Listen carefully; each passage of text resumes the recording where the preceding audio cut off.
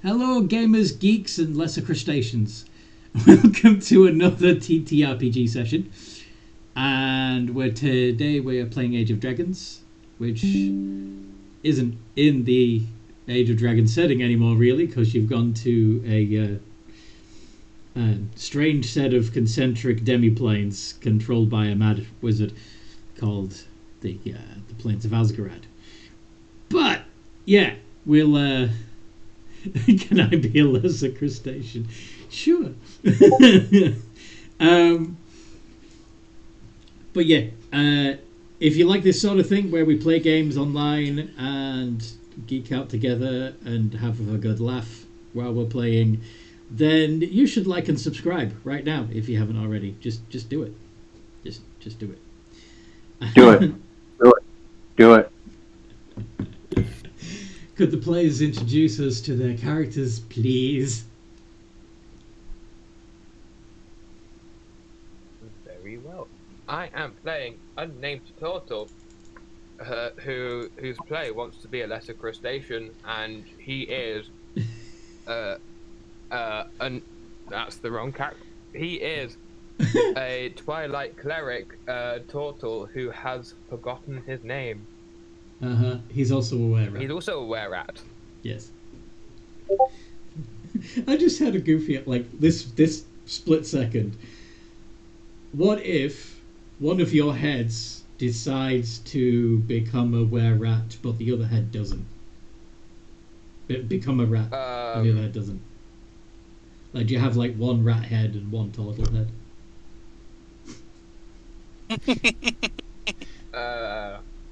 But anyway, moving on. That's slightly disturbing. You're talking. I can go next. Oh yeah, I got voluntold.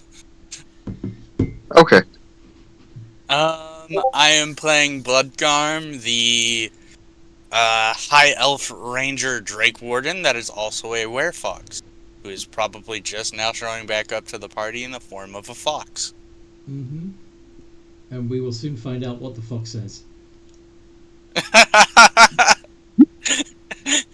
I pass the mic to the other were creature among us. Frosty. I play Frostwalker, the Goliath Paladin, who is also a were-rat. Yes. We do have another were creature among us, but their player is still at work at the moment, so yeah. They said we could start without them, so we will. But we've got Elizabeth, Leatherhead, Violet. I don't know any of those names. Level 10, right? Yes. Listen, Oh, y'all leveled up? you're level 10. Oh, yeah. Yeah. If you want to fix that quick, that's cool. But Violet, who are you? Who is Violet?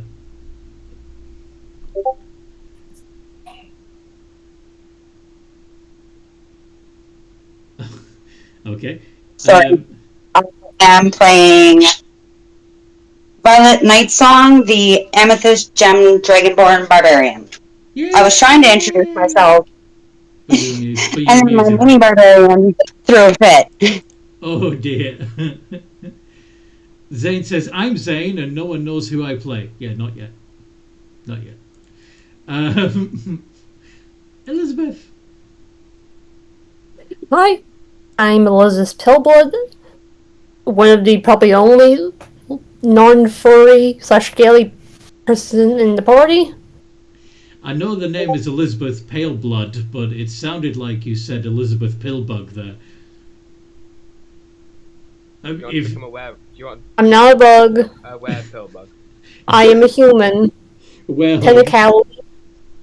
Okay, Vengeance Paladin, Aberrant Mind Sorcerer, and PTSD and trauma. Okay, next person. Leatherhead? Who's Leatherhead? You, sir. Oh, okay. Did you intrude? Oh, I guess. I'm playing Leatherhead. He's a lizard folk kind of variant, but he's just a large crocodile or gator, basically. He's a And big the old story- gator man. Yeah, yeah. And Leatherhead from TMNT. The 1980 to the 2003 cartoon edition, don't get it twisted with the crap that they have today. And he's a storm. There are some Storm- good iterations of TMNT. Not after 2003. Come on.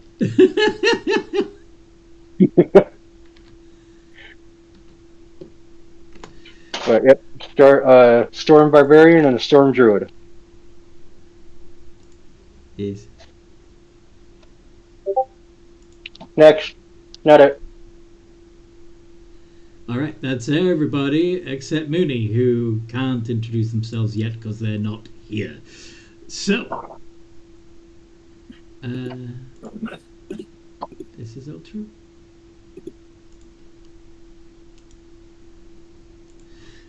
So, what happened last time we played? Recap total time. Are we the baddies? So yeah, so after we had caused havoc on the human base, the beast folk around us took the time to, when we were all sleeping, bar for Leatherhead, prep their dinosaurs and ride towards the human base to just raze it down to the ground and just ruin the area, take the humans as captives, as slaves, and all that lovely stuff. Steal their sunstones. Yes. When we got up in the morning, when we all woke up, Leatherhead came up to say, "Oh yeah, they were riding over. The beast folk were riding over to the humans. We should probably go and help out." When we got there, I feel like I've done this in the wrong order, but everything I said in the last 5 seconds about what they did, that's what we saw. Yes. Yeah. People in cages, and then they were promptly tether walked to the beast folk ziggurat. And then, when they all left, the party decided to loot the rest of the building, because what's chaos if you don't loot the place? Where we found a human child. Well, they found us by shooting us. They missed. Yes. We eventually got them calmed down and convinced them, and they eventually didn't. They eventually weren't terrified of us. Kind of. They were less terrified of us. They were a little less terrified. A little less terrified. And Elizabeth managed to wish their parents back to life with the help of their patron's magic. After a few tries, we found a whole bunch of weapons and stuff by Leatherhead rummaging around, finding a hidden wall and stuff. And then we lost all our plushies through various means of magic explosion, biting, and stabbing. To clarify, they had some living doll sidekicks. Azrael and Stuffy Azrael, same in the being, and Elizabeth's husband in the form of Bear. Yes. A teddy bear that thinks they were Elizabeth's husband. Yes. Yeah. And they were both destroyed because they got a bit too destroyed. They got a bit too creepy. Yeah. Yeah. Yeah. And And yeah, after the kids' parents started shooting at you and things got worse. We were like arguing about what to do with after we were arguing, whilst we were arguing about destroying the plushies, a fragment got rolled into the room. It was the child's parents, and to quote my notes, time to reorphan the child. Oh. Yes. Yeah. Eventually, after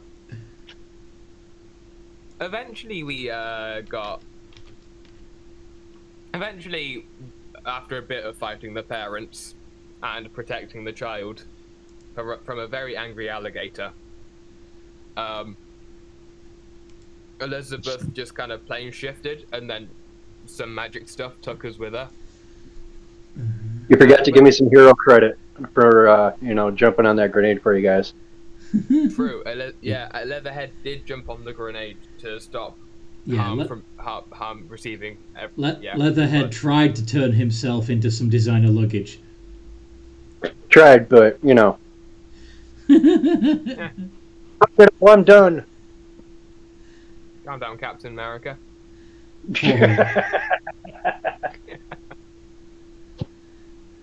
But yeah, the plane shift took us to Alison's, not Elizabeth, but Alison's hometown, Yes. real player hometown. Uh-huh. Where we got met by the police, and then by in real life Alison, or I guess Yes, but as it's close to you can be in D&D. yes. It was all very meta, where Alison was playing Elizabeth, playing as Alison. Yeah.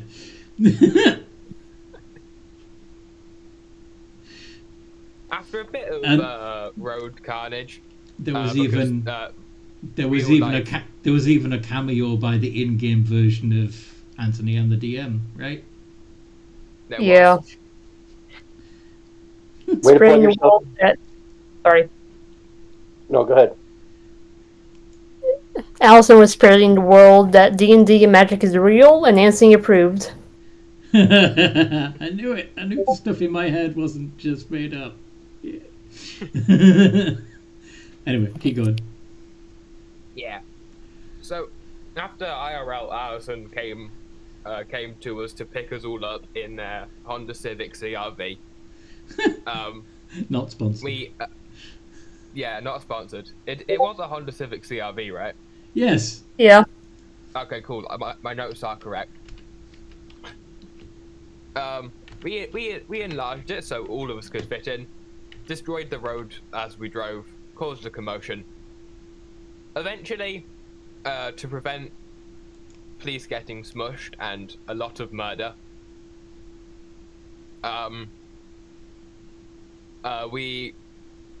Elizabeth just kind of said, "Oi, we're leaving now," and the world disappeared as Elizabeth left.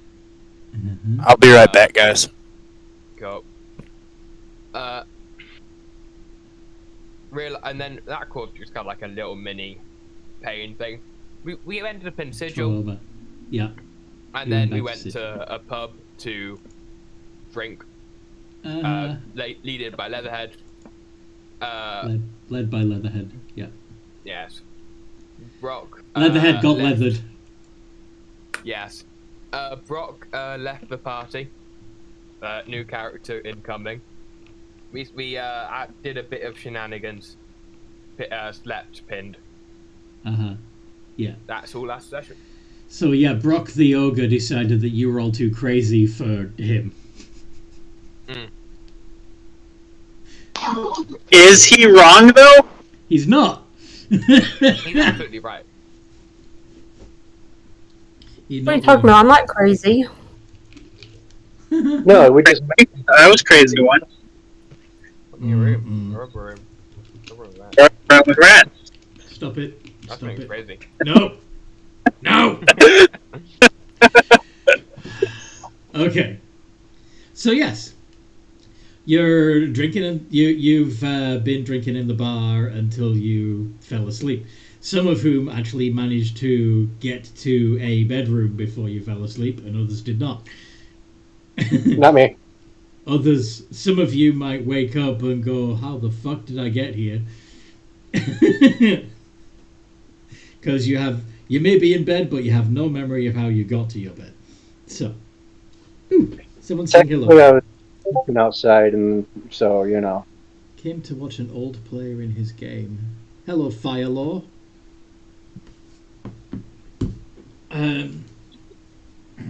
So yeah. Somebody called Firelaw is saying hello to one of us. Give you back. I'm sorry? Go to him. Oh, you're saying hello to him? You're going to do it in the YouTube chat? I mean, he's watching the stream, Yeah, true. and I'm driving, so I can't really open up YouTube at the moment. Fair enough. All right, Zane says hi. Okay. Sorry about that. No worries.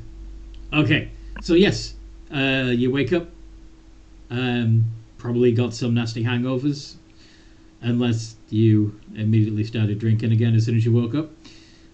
Me. What's the plan today? What do you want to do? Mooney has gone into a state of hibernation and you cannot wake her. Our plan today is hope to find the plane that will take us home. Mm-hmm. Did any of you guys watch a TV show in the 90s called Sliders? Nope. That's a name. I'd have to see it again. It was basically about some scientists who miscalculated and ended up teleporting to an alternate reality and couldn't find their way back. So they just kept sliding from one universe to the next, hoping to find their way home. It was basically a modern version of Quantum Leap. But Take your time. sorry, I said, sound it out. Take your time. Quantum Leap.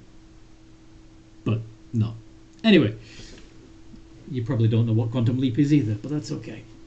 Yes, I do. Oh, that's good. Yeah, it's an RA show. It's one of the three things I think of when I think of John Rhys Davies. Yes. The link did work. Yay. John Rhys Davies being, of course, also Gimli the Dwarf. Yes? Yes. Yes.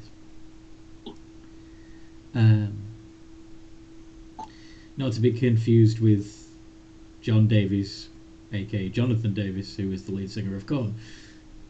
Yes, and he's also in Indiana Jones. You are correct.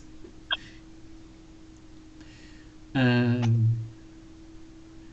anyway, so Frostwalker wants to try and find the way out of this internet-connected series of demiplane portals. What do the rest of you want? Kind of. It's kind of like that's kind of our overarching goal is to try and find a way to actually get out. Yeah. But we're also worried that we're not strong enough to literally go up to Alsgrad and be like, let us out now. Mm-hmm. Quantum Leap was good as well. Also, out of Yes, character, yes, you guys fine. also want to go to the ocean world. Yeah, Firelord, that is their current problem. They are trapped in an interconnected series of demiplanes and they cannot find the portal that gets them out. But you want to go to an ocean world? Hey, that's my old DM. I think we're talking about like doing some pirate stuff, or just like what Rob was saying, like he was like for us to level up gamer experience, and I don't know, go do some other stuff as we learn how to.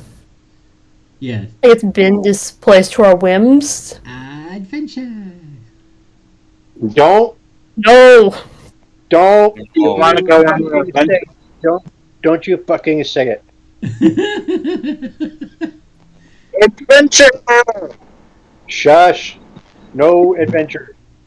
Not in this campaign. Aw. Not in this campaign. I don't want to have DSD type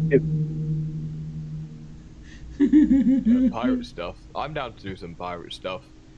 Okay. I would love to do piracy. There are people that steal and kill and deserve to be killed. So, I'm not going to have, too much quandary about it. But I can't swim. That might be an issue. Just use a surfboard. You'll be alright. Okay. Thank you. Okay. So you want to try and find a portal that leads you to a pirate world? Or you just want to find a random world and go looking for pirates there? I mean, we could be pirates. That'd be cool. I'm cool with being pirates.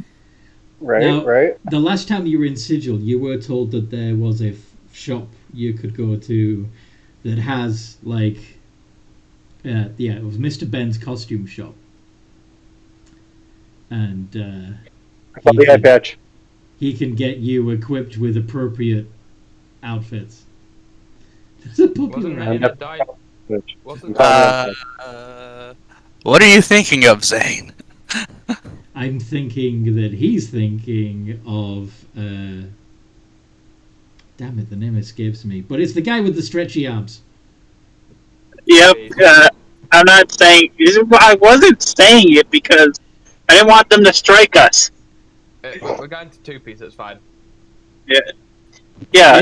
It was One Punch Man, right? No. No. Uh, If we're going to anime worlds, there are so many better options than that, though. Cowboy Bebop. I'm getting a phone call. I'll be back. Inuyasha. I call you Inuyasha. Akira. Wasn't. If I remember correctly, that costume shop was in the Dinotopia world. Yeah, it was. Yeah, It was. No, it was in... No, there was a shop in Sigil that had that. I thought the Sigil or the shop in Sigil was that arrogant, snitticky fucking asshole wizard elf. You did go into... Yes. You didn't actually go into Mr. Ben's, but you were told about it. Okay. Would it make you feel better if maybe we just use magic to try and make clothes? That's true. I mean, I don't wear clothes. You guys can do all the clothes you want, so. I mean, if you want to go for the original TMNT version of Leatherhead, you could use a hat and a vest, right? That is true, and I gotta say, I guarantee a lot. I'm back. I'm gonna die. I guarantee.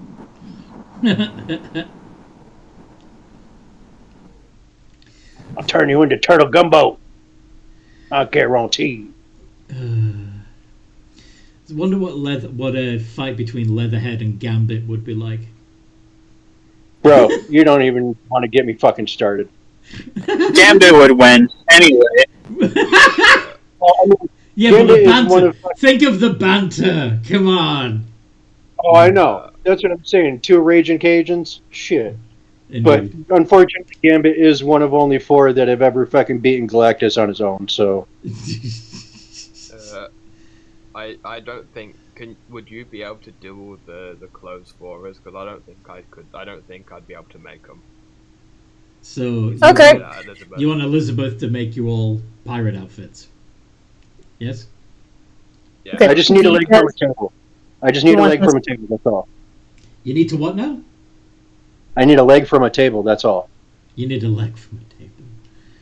Are you going to tear your own leg off and put a chair leg where it used to be? Maybe. I was gonna say, do you guys want it to be historically accurate or be cartoony? Pirates of the Caribbean. Historically accurate, they did have a lot of fucking peg legs, so. Okay. But not a lot of them were wood, a lot of them were metal. Okay. Going to do a bunch of minor illusions to make costumes for each of us. All right. I'll use Google to find pictures, I guess. Is anybody getting a peg leg or a hook hand as part of this illusion? Me. Well, I'm asking Elizabeth Oh. because she's the one creating. I think I'm gonna not make one just in case someone thinks it was a good idea to self-mutilate themselves. Wait a minute, never mind, I already did that. Okay, I guess maybe I'll throw in like a few. Remember, the illusion is it's an illusion, right? It's not real. It just makes them look different, right? I'm all for that. Speaking of which, you could, if you're minor illusioning them anyway, you could make them look more human. Nope. No. Nah, and No. also, for some reason, whenever I use minor illusion, it becomes an actual object. Shush. So I'm not gonna. You're not gonna replace limbs of your friends. Okay, Nope. fair. Ooh. Unless we have instances where we start to lose limbs, then Then fun stuff later. I got it. All right. Oh, very nice. Wait.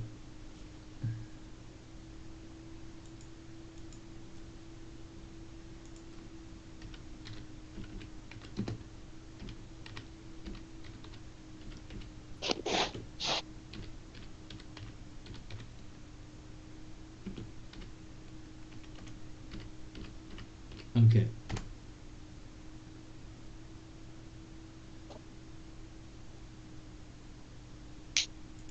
So.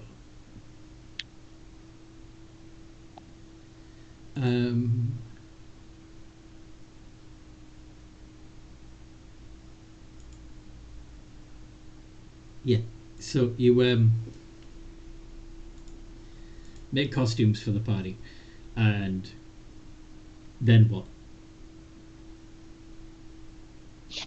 Really want a peg leg, but I don't want to lose a leg. Then you Should can we? strap it to your knee and just That works. That works. fold your leg back. I gotta get a long coat though, so you can't see my foot or the other part of my leg. You know, it's got to be like a big trench coat or something. Well, there are plenty of, well, not quite that long, but yes, there are long coats.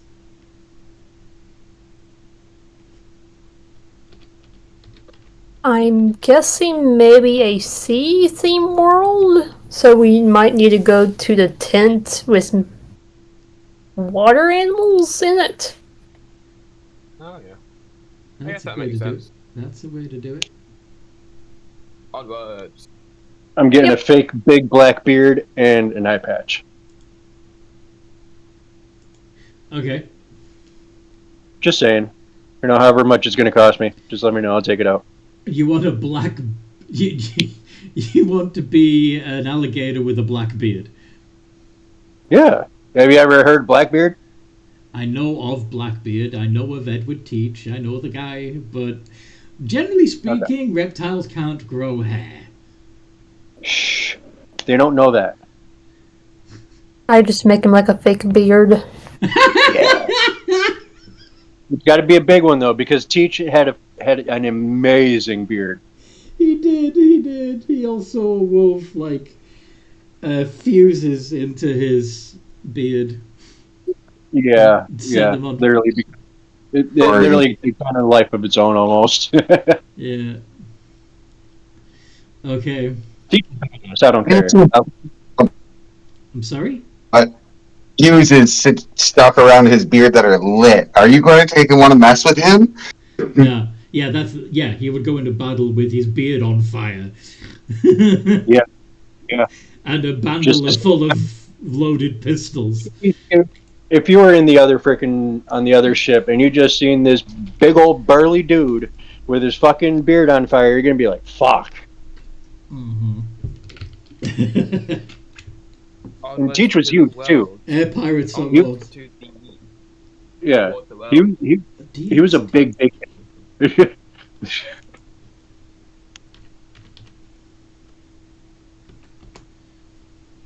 Oh no.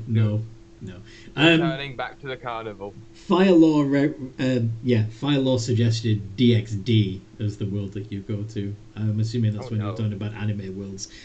No.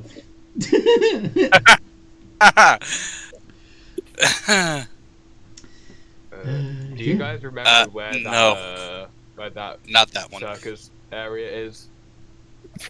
One thing I love about OP is there's lots of references to real world pirates. Yes. So, yeah, you can jump down to the entertainment ring if you want. They call me Teach.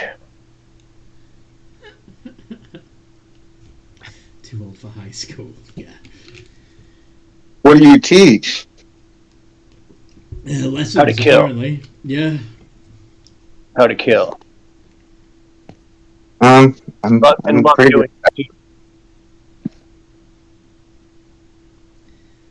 Everybody can kill, but not a lot of people can kill and enjoy it.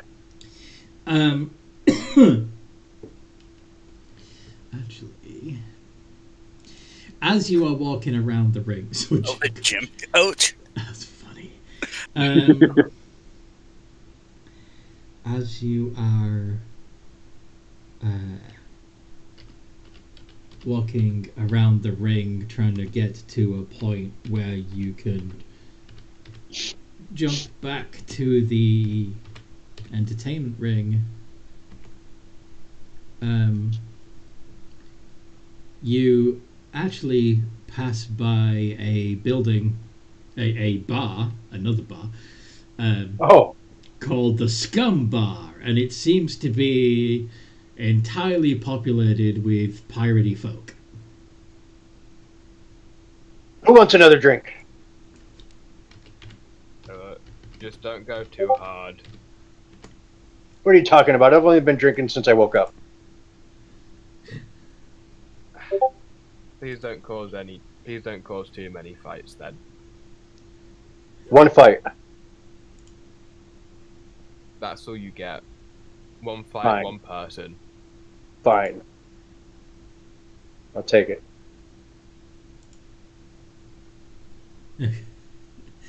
Now, does anybody recognize what the Scum Bar is? Does I anybody mean, being the place that they found me, I mean, I think I would, but do you want me to roll history?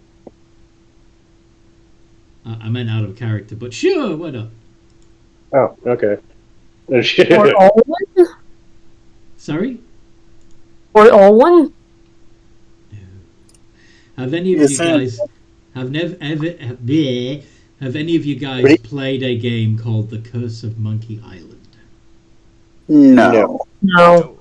Okay. I've heard of it, actually. Yeah, I've heard of. Never played it, but heard of it.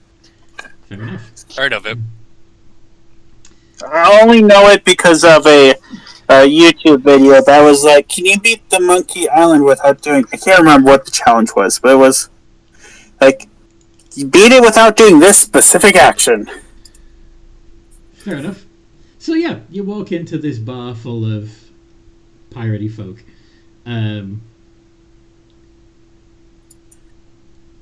Yeah, and they're all drinking and getting up to mischief, and there literally is a guy swinging from the chandelier, and there is the sea shanties playing. There's a big fat cook. What do you want to do? I call next on the lantern, whatever it is, chandelier.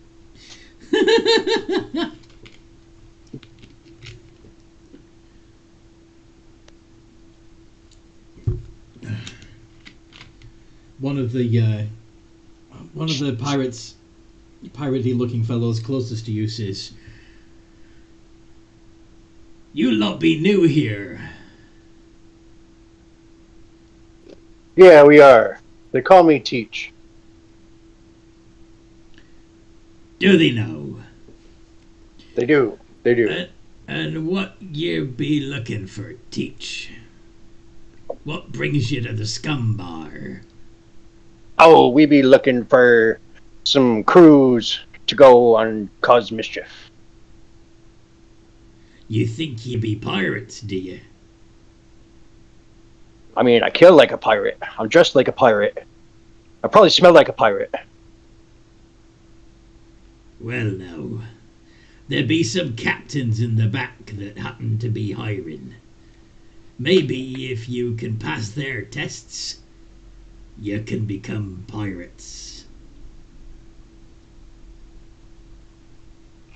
In the words of Barney Stimson, one of my good friends, challenge accepted.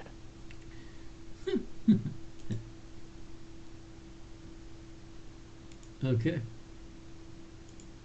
I'm down to do that. Frostwalker says, "I thought you were called Leatherhead." Shh. They don't know us here, okay? I do what I want. Why do you think you guys didn't? Why do you think you guys didn't find me at this bar? Because you were too busy getting pissed at the other one. I mean, that has a little bit to do with it, but Because they would use you as stew here? that's quite possible. That is also quite possible. Okay. I didn't make too many friends last time I came here. I don't really make friends anywhere. But I like you guys. Are we that terrifying? Terrifying.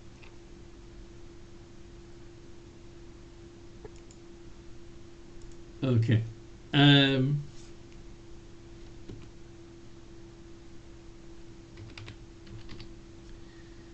put some gold on the bar and say, "Round for me and my mateys." You get there doesn't seem to be a bar here, but there is a everybody seems to have a pint in front of them somehow. Wench, get me a pint. I ain't doing nothing. I was not talking about you. I was talking about the barmaidens. I mean, there has to be barmaidens, right? They all seem to be entertaining the pirates. Fine, I'll go behind the bar myself and get us. There is no bar. Wherever the fucking alcohol is flowing from. Okay, so do you go into the other room looking for? Yeah, there is a dog. Yes, there is a dog with a bone. But yes, you want to.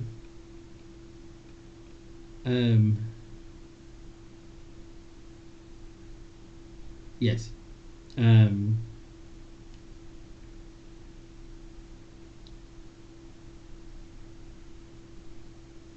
So, what was I going to say? Yeah. About the bars, alcohol. You go to the bar. You go through to the other room. You see the three captains sat at the long table. You see the cook walk by with some empty mugs and disappear into the kitchen. Come back with an armful of full mugs. Stop by the table to freshen the three captains, and then go back through to the other room. You feel free to stop him on his and talk to him on his round. Good sir. How much is it for a pint?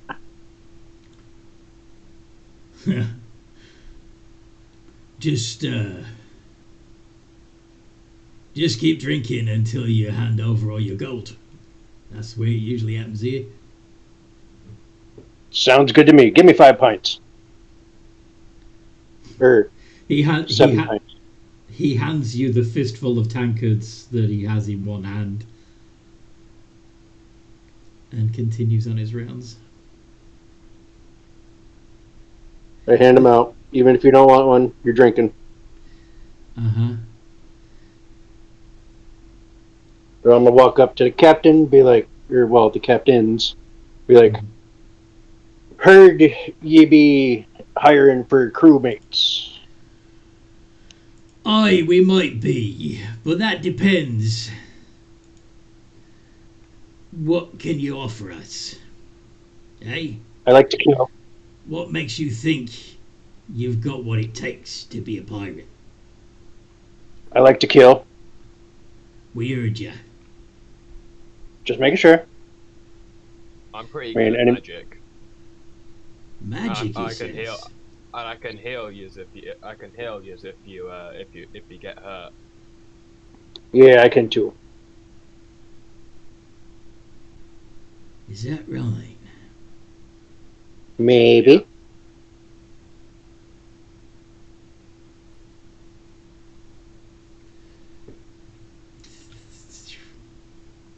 Because I like to think I'm pretty good at magic. Now, before we let you join our crew, you're gonna have to accomplish 3 challenges. Just tell me who I have to fight. First, we need to know that you can master sword fighting. Swords. Ew. The second captain says, we also need to know that you're a good thief. That you can take what's not yours.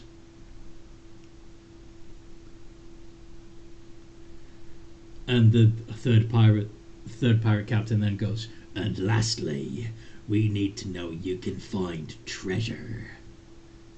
Show that you can treasure hunt like the best of them,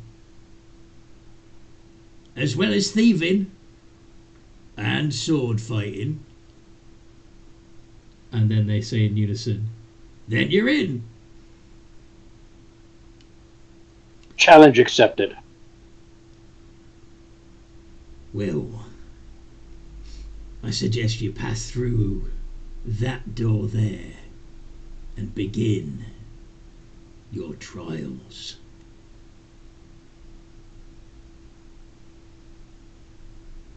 Oh, shit. Hell yeah. All right.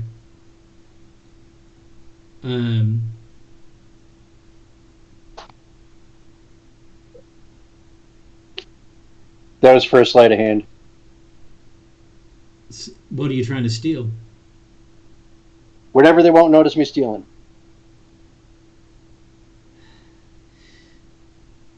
Okay, so you're going to try and complete all 3 trials right here and now, right in front of the 3 captains. Am I right? Well, at the end, they're going to be like, well, you still haven't stolen anything. Then I'm going to surprise them like, hey, Okay. So they're wearing hats. They each have a mug of grog in front of them. They probably have some gold on them if they're in their pockets and stuff. They're all wearing shoes. They might have some weapons. What do you want to try and take? I'm going to take one of their coin purses. Okay. Let's see if they notice. Given that there's 3 of them. Yeah, they notice. Damn, they got advantage.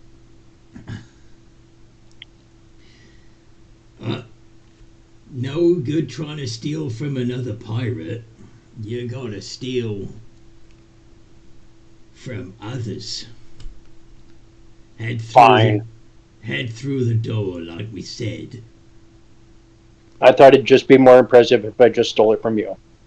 Whatever. Now, does anybody else want to do anything here in the scum bar before you all head through that door, or are you quite happy to let the head take the lead on this one? I believe he's having fun playing pirate. Is there Alright. much else to do in the scum bar other than get pissed? None of you. Have any of you actually touched or tried a sip of whatever's in those tankards? I'm going to. It's There to make it. yeah. Make it so it tastes like a mixture of extremely strong alcohol and bilge water. Roll a con save.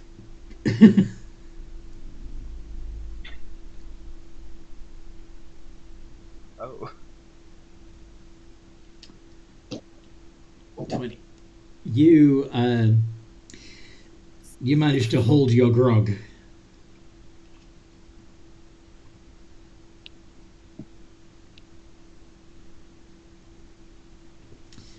That is a powerful taste.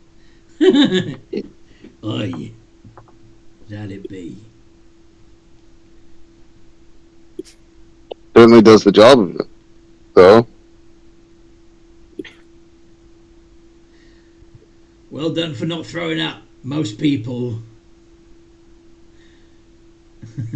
Most people can't handle their first tankard of grog. Leatherhead also knocks it back without any issue. Child's play, I say. Child's play. All right. So why not? Are you going to drink one or two total since you have two heads? Probably one. Which And the other one will just be watching either in... I'm kind of curious. Do both heads want to try it and you're fighting over the mug, or do neither of them want to try it and they keep trying to push the mug towards the other head? I think there'll be a bit of infighting between them. Like one head wants the each head wants the both heads want the other head to drink it. To try it, yeah. So eventually the Loser. the right head wins and the left head drinks. Make a con save. That was the 11. Uh-huh. Yeah. The you throw up and a skull that's mounted on the wall above the fireplace starts laughing at you. Yeah.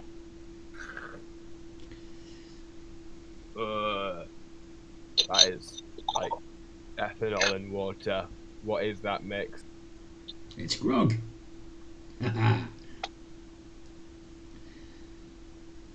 Now, are you... Go on. No, you go. Do you want to be real pirates or not? I'm already walking through the door. Okay. Elizabeth, what did you want to say?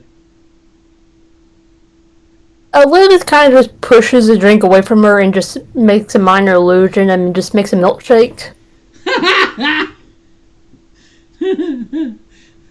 Is it Drink, a shamrock shake? Drink. What's a shamrock drink? A shamrock shake. It's a limited edition milkshake they have at McDonald's sometimes. St. Patty's Day, it's like mint and fucking amazing. Mm-hmm. A lot of places have it now, actually. Not just McDonald's. I've actually noticed that too. Okay. Yeah. Elizabeth says Go on. she's drinking a vanilla milkshake, but it has like a waffle on top of it. Okay. I'm paying for alcohol, right? Not milkshakes. Okay. Anyway. I made this. I made this. Okay. So, Okay. Yeah. Those of you heading through the door will find yourselves in a on the on a shabby dock of a portside town. It's night. There you can smell the ocean because it's right fucking there. And yeah, it's a sleepy little town. You do still have the scum bar behind you. Whether it's the same scum bar or somehow or not, you're not quite sure. Because if you were thinking this doorway was a portal, which clearly it was, then you'd be turning around and seeing. If it wasn't a portal, you'd be turning around and seeing Sigil still, but you're not. You're in a port town. So yeah, something weird has happened. Something be fishy. A local fisherman looks up from the nets he's mending and says, "Leave me alone." I bet your wife has a great time smelling you when you come home, eh? She's fishier than me. That might want to get that checked out there, partner.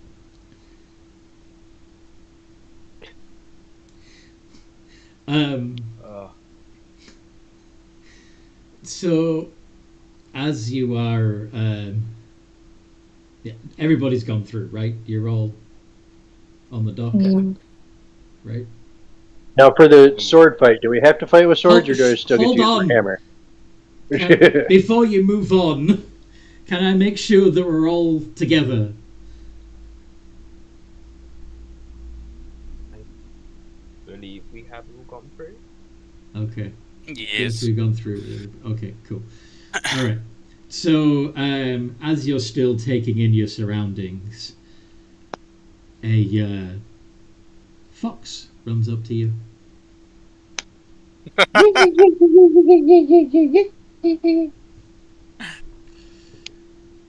What the heck, Leatherhead? What does a fox say? At this point, he would probably get slapped in the face as the fox turns into an elf. Oh, it's you. You were the Yeah. awful man. Had me thinking you were a real fox. Yeah, you're probably going to be a little bit mad at being left behind in the dinosaur world, and Just a little bit.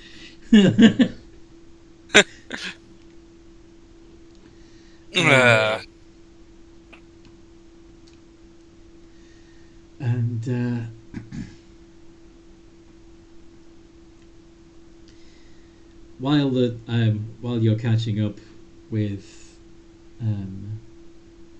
Bloodgarm, and you're comparing notes on what the hell happened, how you got split up,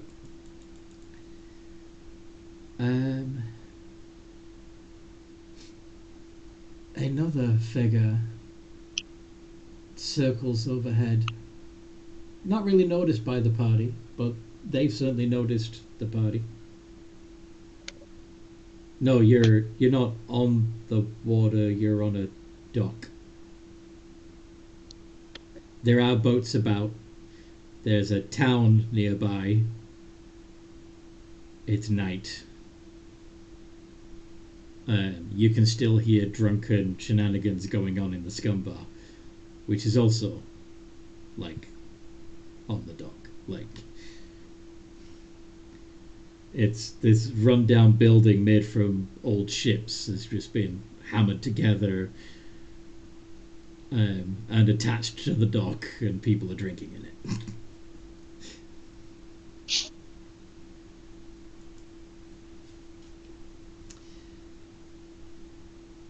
But yeah, What does the eye in the sky think of these people? The eye in the sky is very interested with the newcomers. Is currently measuring them up, especially the big one. Are you slightly disappointed that the fox wasn't a real fox? He was thinking about eating it for dinner, so he's a little disappointed. I was gonna swoop on that. How stealthy is this eye? What time is it, Anthony? It is night. It is dark. It's invisible stealthy. Okay. Yeah.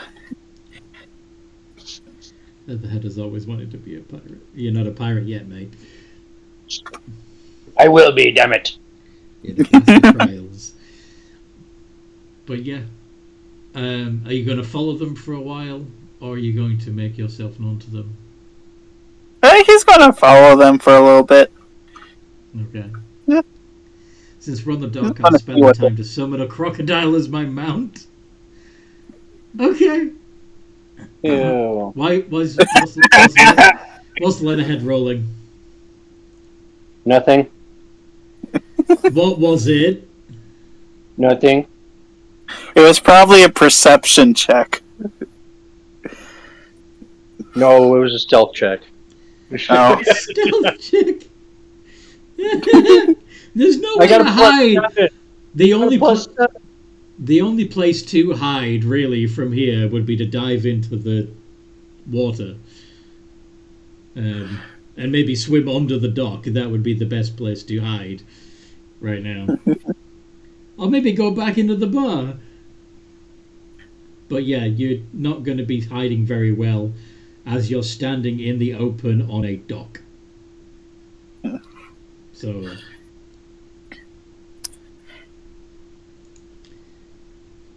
Anyway. So yeah, are you walking into town? Are you diving into the water? Are you going to try and steal a boat? What do you want to do? For anyone that wants to dive into the water, I can cast water breathing. I don't need it. Mm-hmm. Well, not all of us have that benefit.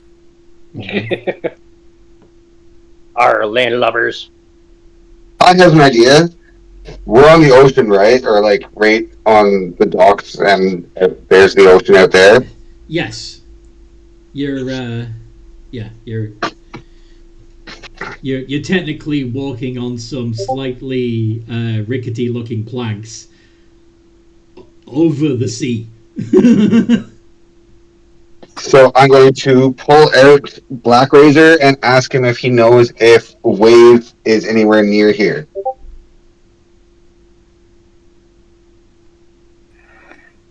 Wave? Says the sword. Sorry? The sword says, wave? There's plenty of waves. Use your eyes. Look at the waves. Your weapon partner, Wave. Oh, that. Sure. It's probably buried in a chest, and we can, if we find it, we can complete the treasure hunter part of the trial. Exactly. And if we have water breathing, I'll just hop on my crocodile and we can dive underwater and go for a swim. Is that what you do? If everybody else... So, go ahead and pitch it to the rest of the party that instead of walking to the town and maybe trying to find a fencing trainer or anything, you should immediately go looking for sunken treasure at the bottom of the ocean.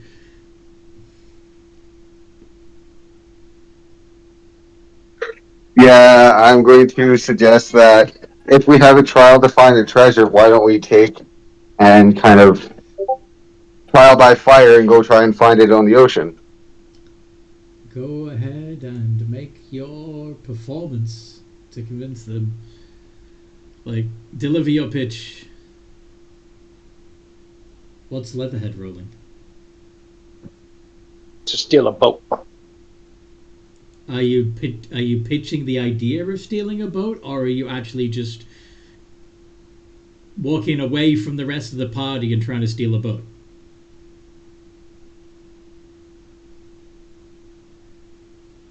I'm gonna throw the idea out there just because it's a decent roll. Okay.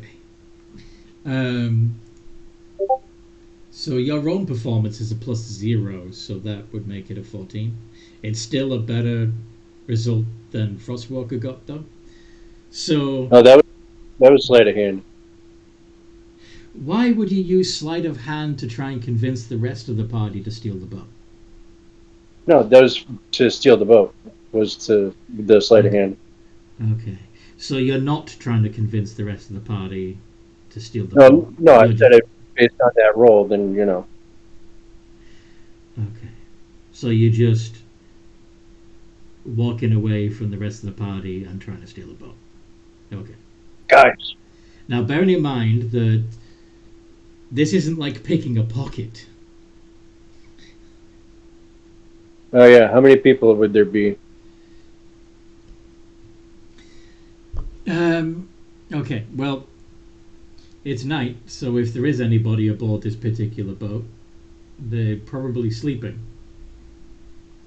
So you'd have to try and sneak aboard and deal with the occupant. True. Or even cast off before the guy even notices that you're there, and by the time he wakes up, you're so far out that he can't do anything about it anyway, and he's just press ganged into service. But I mean, most of the boats that are tied up are like small fishing vessels. But still, it would still be stealing. It would still be piracy, wouldn't it? Yeah. Yeah. Okay, so I'll tell you what.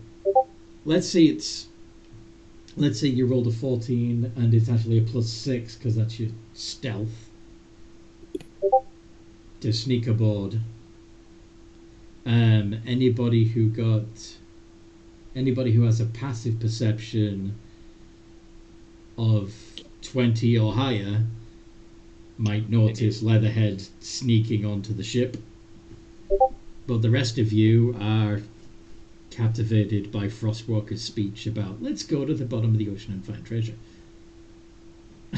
So Elizabeth loudly announces, he's trying to get on a boat. No, that was out of character. Okay. Like me trying to explain out of character than what Leatherhead was trying to explain what he was doing. So Yeah. I should put that in brackets. I'm sorry. Don't worry. You're good. Yeah, more than a single check to steal a boat. Yeah. Don't want to cheat. So Frostwalker, do you have a place in mind we should go to find treasure at the bottom of the ocean? Yeah, I can't breathe for that long. No swim. Also, The turtle can't over swim. there. But turtles. Don't have a swim speed. Yeah, they don't have a swim speed. That's ridiculous. You're thinking Yeah, of twice. That does not seem right. The sea elves have a swim speed, but the turtles that live in the ocean, no. No, you're thinking of twice. No, turtles. Turtles. Turtles Yeah. swim. And Yeah. terrapins are the ones that can also swim. And yeah, I imagine a turtle is like a terrapin sort of thing. But anyway. So yeah, Frostwalker, what are you going to tell them I'll ask Black Razor if he has a general direction to go. Are you saying that you are asking Black Razor, or are you telling the group that you're going to ask Black Razor? Oh, I'll be pulling him like the sword out to ask as I'm basically explaining. Well, this sword is one of the 3 legendary weapons that are all kind of like part of the same collection. So he's going to hopefully at least give us a general direction to go. Otherwise, we can just sniff around for a shipwreck. Yeah. Ships have. Finding sunken treasure on a ship on a shipwreck is a good idea. Why don't you tell the party what it is you're looking for? Maybe that will help, says Black. We are looking for the legendary Trident Wave. Yes, a trident. Yes. The best place to look for a trident would probably be among the sea peoples, like the Tritons.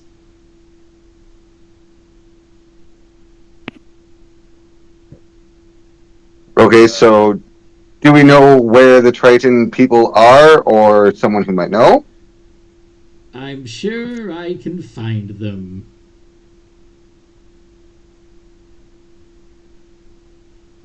Why does this sword sound so uncomfortable? Uncomfortable. Does anybody want to make an insight check? We can't hear the sword, can we? Yeah, we can't. This is true. Does Frostwalker want to make an insight check?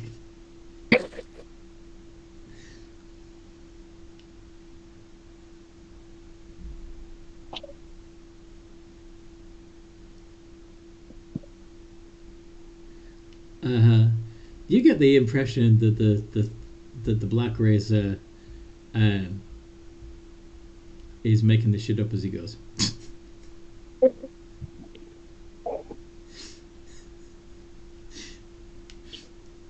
Well, shit. Remember, this isn't a genuine Black Razor. This is a Black Razor that was created from the stuff of the Plains of Asgarad. This is a human soul role-playing as Black Razor.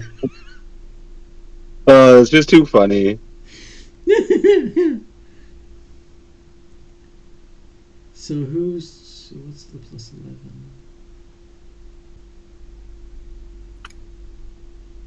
Oh, okay, so Zane is shouting at himself.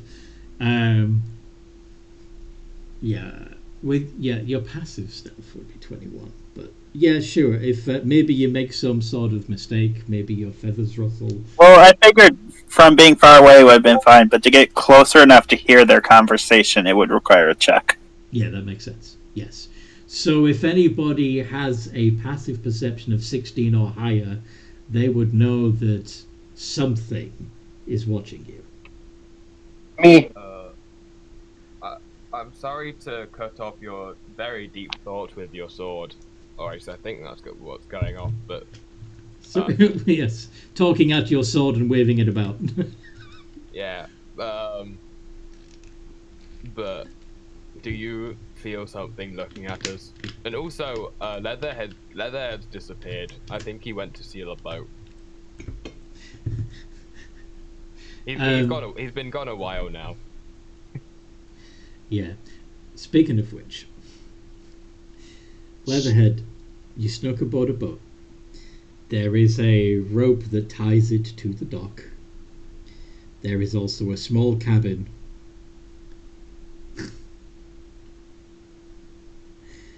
And a hatch that leads below deck. Yeah, a small cabin on the deck. The wheelhouse, presumably. And a hatch that leads below deck. What do you want to do? Well, since I'm in the water already. Well, you're not in the water, you're on the boat, right? You snuck aboard a boat, right? Well, I was gonna dive and then go from the bottom. Okay, sorry, my mistake. Okay, so you're swimming under the boat. Yes.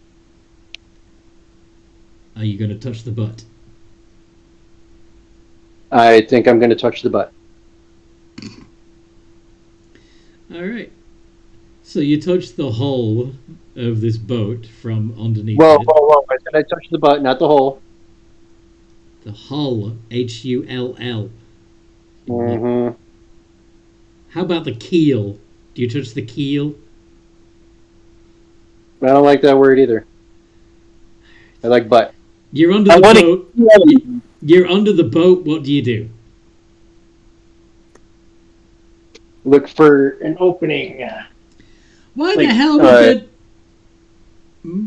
Like maybe like a cannon face or something. You know, like they lift the covers for the cannons. That wouldn't be under the water level, would it? No, but I could climb up a rope. So what you're actually looking for is a rope trailing in the water, yes? See? Okay. So make an athletics check to climb up the rope. Okay. Now That's you're my a athletics. big, heavy motherfucker, yes? Yeah. Go ahead and roll.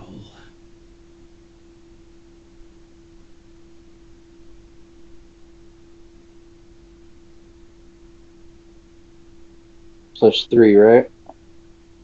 Your athletics is indeed +3. Yay, I'm smart. 14. Okay. You begin climbing up the rope. And as you do so, yes, you realize that you're not ascending as quickly as you, like you're not climbing up out of the water as quickly as you hoped you would. And as you do get above the water level, you realize that you're pulling this, you're weighing down this side of the boat, and it's beginning to tip. Are you calling me fat? No, I'm calling you large and muscular. Okay. You're plump is all. No. Okay. Yeah, No. thank you. Thank you. Large and muscular.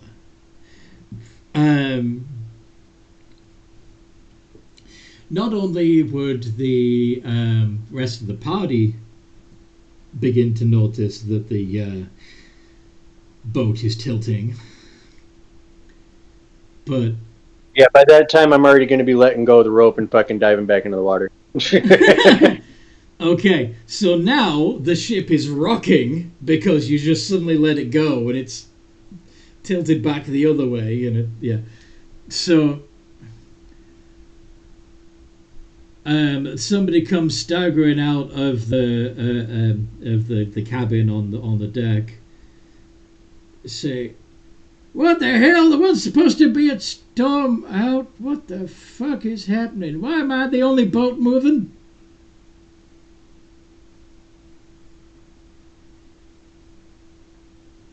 I'm underwater, so Yes. So it would be the people on the dock that hear this. Who apparently... Go on. He has done and got caught, hasn't He's... I'm not caught. I'm under the water, so I didn't get caught. But he did shake the boat up, and now the boat... And now the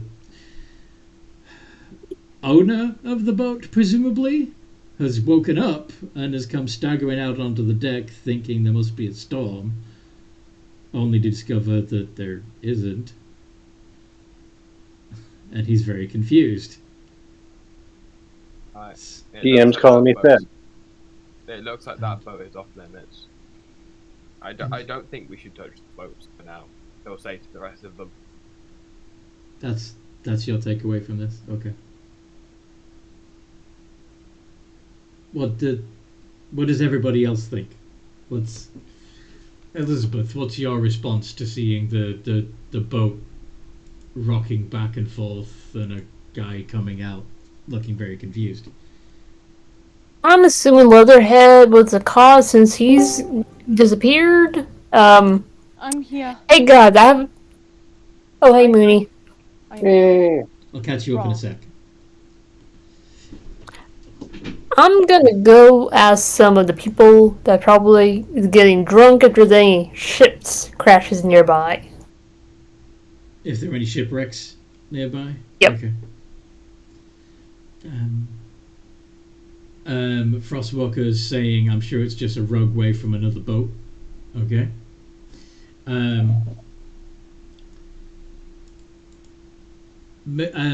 As Elizabeth heads back towards the scum bar to ask pirates about shipwrecks, Mooney the bee bear comes staggering out of the bar, wondering how the hell they got there, why they were in a pirate bar, and how the hell they're on a dock next to the ocean.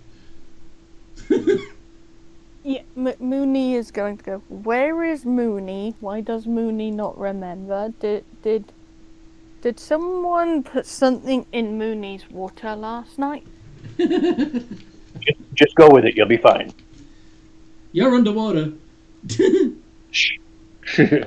Underwater? Yes. Because I am a gator and I can breathe underwater. Leatherhead is underwater, so he couldn't say what he just said because he's underwater and doesn't see you. I'm pretty sure you only drank bean juice, but magic stuff happened, and now you're here as well as us. Violet, what? Fermented beet juice.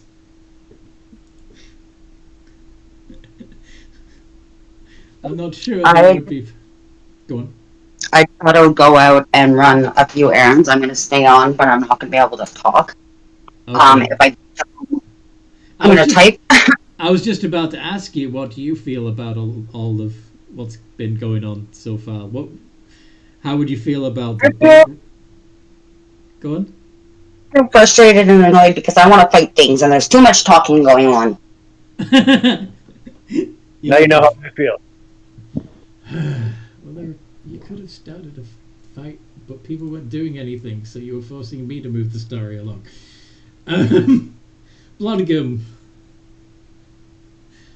Bloodgum. What are you doing?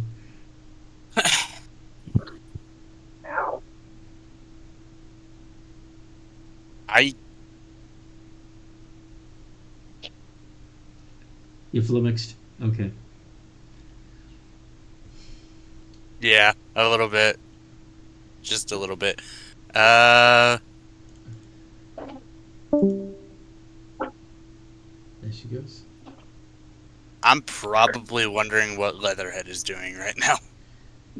Well, you can see that the boat is rocking, so you've seen the result of his handiwork. Yeah, that's fair. In fact, you would have been able to see his not so sneakiness. So would the newcomer who has yet to reveal themselves. Yeah, the newcomer is nearby. What are you in this campaign? Frostwalker, and is watching their sword with curiosity. And when Elizabeth was here, they were it was between Frostwalker and Elizabeth that they had their attention on. Okay. But now they're curious on why is this strange man talking to his sword that's not responding back. Would they mess up and have to re-roll? Just being so close, maybe yeah, go they for breathe it. a bit too heavy. I mean, Okay. Some of you would have noticed him already, but yeah.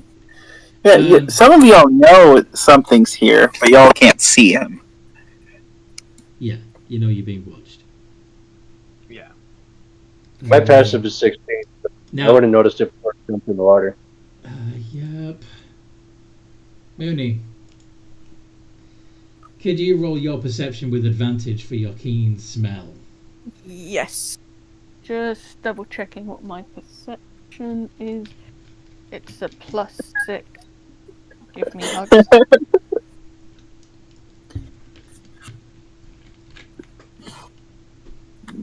Okay. You could smell an invisible birdman.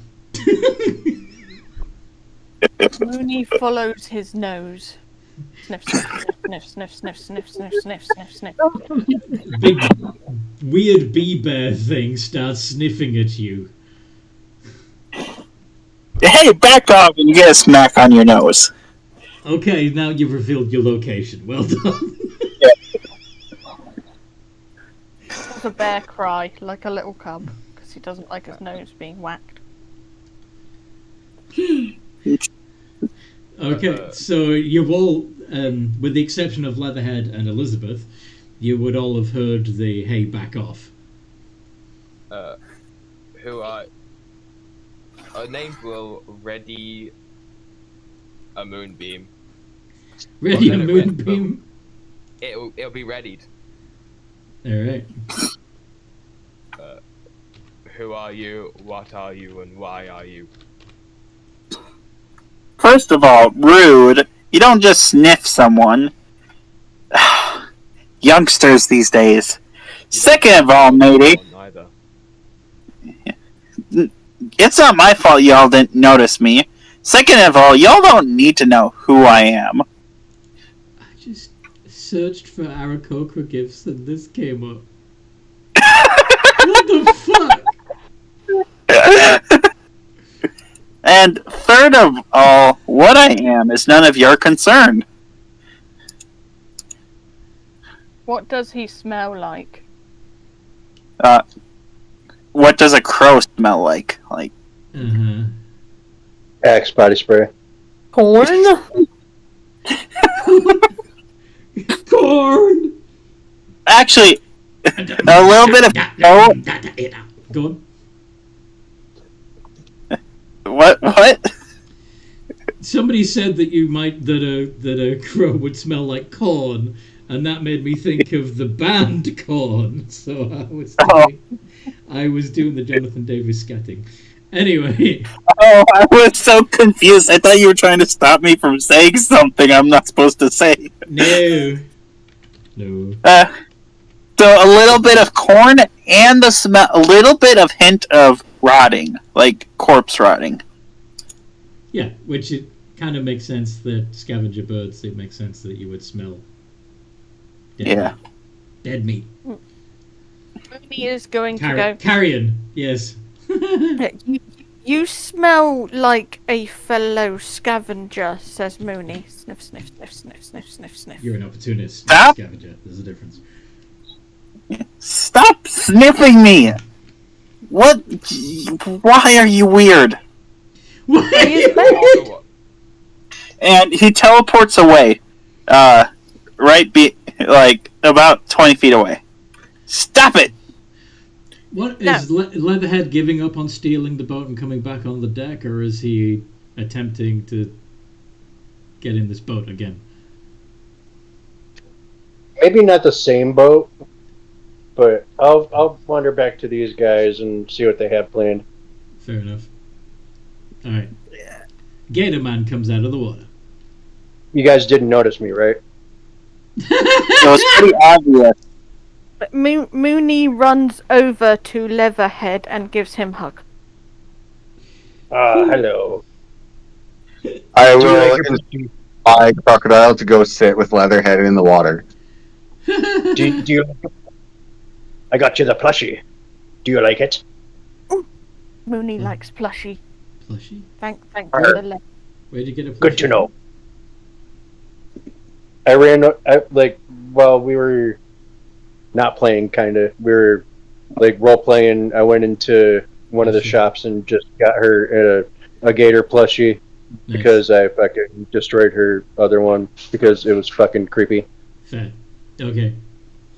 Can I give it the powers of the old plushie? I miss the powers.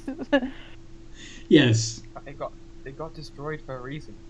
It got Not the sentience, just the concentration abilities. Ah, that's what you want. Okay, yes. Yes. Yes. Okay. I'll figure out a better way to give it sentience later, don't worry. What was I going to say? Okay. So, in the meantime, while the meet and greet is going on and random chaos on the dock, sounds of ocean and wood creaking, Elizabeth has gone back into the bar and asked one of the pirates in there if they know anything about a sunken ship, right? Yep. Actually, maybe I'll just like yell at the whole bar. Hey, does anyone know about any sunken ships nearby? Getting the whole bar's attention. Be wise with your words, matey. Okay, I was gonna do something, but fine. No, you go, Anthony. Alright, so, one of the pirates goes, ocean floor is littered with them.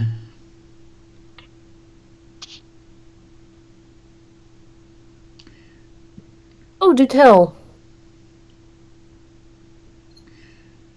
See, there's lots of Inspiration. I'm sorry, what? I just had an idea on how we can find the sunken treasures. Are you running into the bar to announce this to Elizabeth? Well, not announce out loud, but kind of be like, hey, I have an idea. I want to see if this will work. Okay, so you're going into the scum bar and interrupting the conversation that Elizabeth is having with the pirate, right?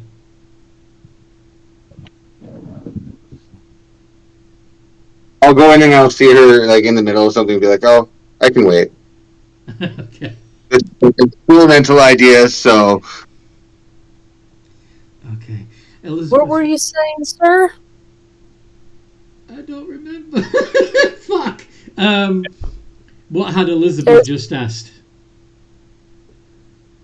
Do you know about any sunken ships And he nearby? had said, and this particular pirate had said, the ocean floor is littered with them. How did you respond? But don't you think it'd be easier to steal a treasure and get the treasure all in one shot? Can Elizabeth please steal something? Can Elizabeth please have her conversation? Please. You're not there. You're in the water, or you're on the dock. Okay, so after the pirate says the ocean floor is littered with them, what does Elizabeth say then? Oh, what kind of treasure? I said nothing about treasure. Although I imagine some of the ships that got sank may have had treasure aboard. But that is, of course, the reason why they would have been sunk, isn't it? Pirates, you see. We find out which ships have got the treasure. And we take the treasure and scuttle the ships. Unless, of course, the ship is better than our own and we've got enough crew to take it. Oh, so where do you guys put your all's treasure after y'all find it? I'm drinking it.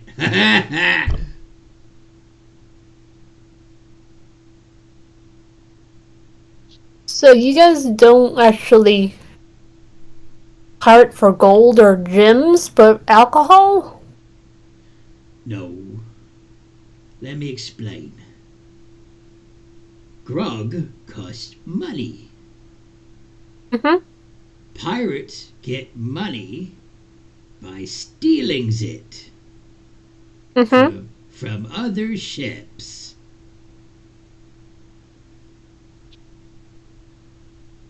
You following? Mm-hmm. Good.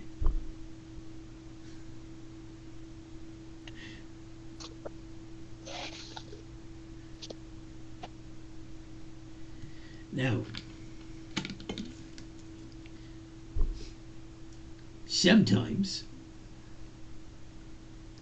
a pirate hits upon a large amount of treasure, more than they can spend in one go.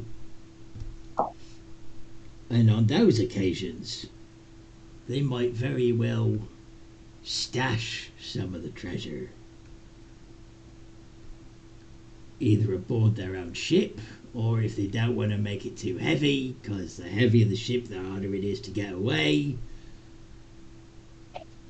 or they buries it and makes themselves a map so they can find it later.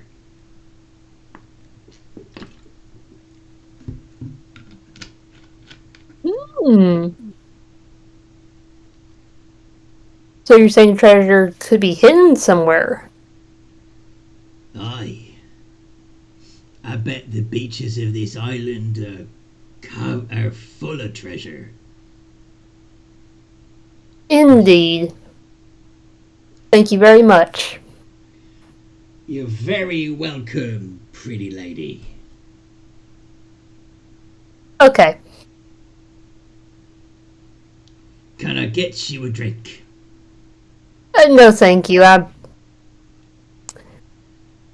How old is this gentleman? He's probably in his early 60s. 60s? Yes. I'm good, sir. Now, that's not very nice. I did a nice thing for you.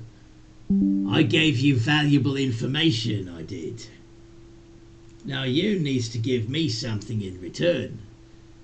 And if it ain't going to be the pleasure of your company, what will it be?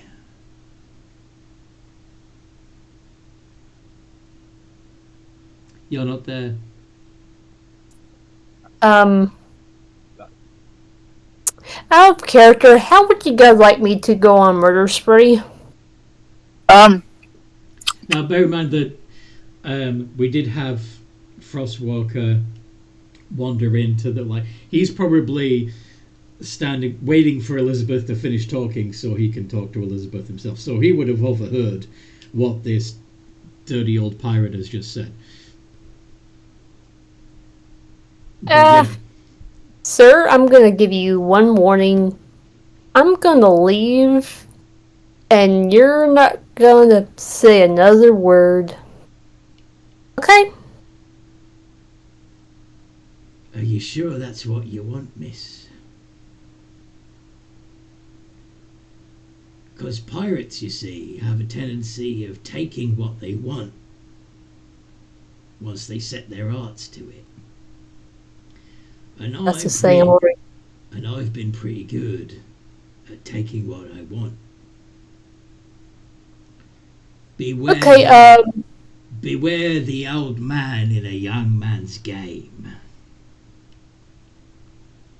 Okay, I'm gonna cast haste. I'm gonna twin cast it. I'm gonna give it to Elizabeth and to Frostwalker. Okay. And you're gonna double team him? Yeah, I'm gonna beat up this old man. Okay. You know, if you want, we can roll initiative, but I'm pretty sure the two of you, all hasted up at level 10, can absolutely beat the hide off a 60-year-old pirate. Probably. How many attacks do I get when I'm hasted? How many do you normally have? 2, so would it be doubled? No, haste just gives you one extra.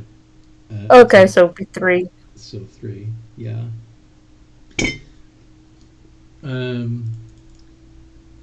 But yeah, and you don't have any. Yeah, so yeah, you could, between the two of you, you could absolutely, especially since you're both paladins. Fuck. This guy. Hey, Allison, you're noodling. Yeah, you're noodling. Wrong chat. I'm Fudge muffins. I tried to stop you, but I couldn't unmute in time. Oh. Did it twice. Oh, you are actually rolling your attacks. Okay. Fair enough. Okay, there it goes. That's a crit. I'm going to add Divine Smite in there for flair because I Yeah, why not? don't like. Let's see how much damage you do altogether. Actually, maybe I'll save the No, go ahead and do the Divine Smite. I want to see how badly you liquidize this pirate. Okay.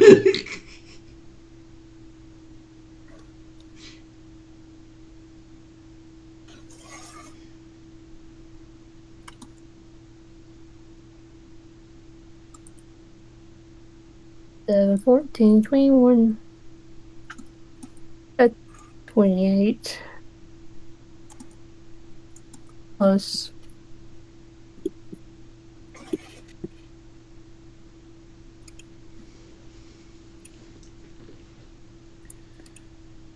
Let's do a Wrathful Smite to be scary. Actually, never mind, just Divine Smite would be better. Okay. Yeah, I don't think you need to worry about frightening him, because he's... Oh my. He is bifurcated. That count as a sword fight. No. In fact, that's what some of the other people in the tavern are going to say. That was hardly sporting. He didn't even get a chance to get his sword out. Yeah, that's not the way we do things round here, I'm afraid, miss. Supposed to be a fair fight. 1-on-1. Swords out. And Are you trying to do some illusory? And you taunt one another as you strike and parry. Are you talking about sex? No. Gosh, no. We're talking about fencing. Sword fighting. With actual swords. Not your willies. Well, I just showed him really bad. Show him how much I'm good at being a sword fighter. That's not the way we do it, miss. It's not fair. It's not honourable. There be honour among thieves. You're pirates. Aye. But there's a code, you see. I can teach you if you're willing to pay. I'm walking out. Miss, listen to me. You're gonna make too many enemies if you're fighting like that.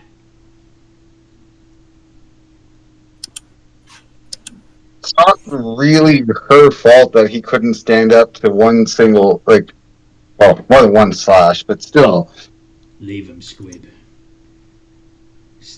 They'll get themselves killed, and they'll solve the problem itself.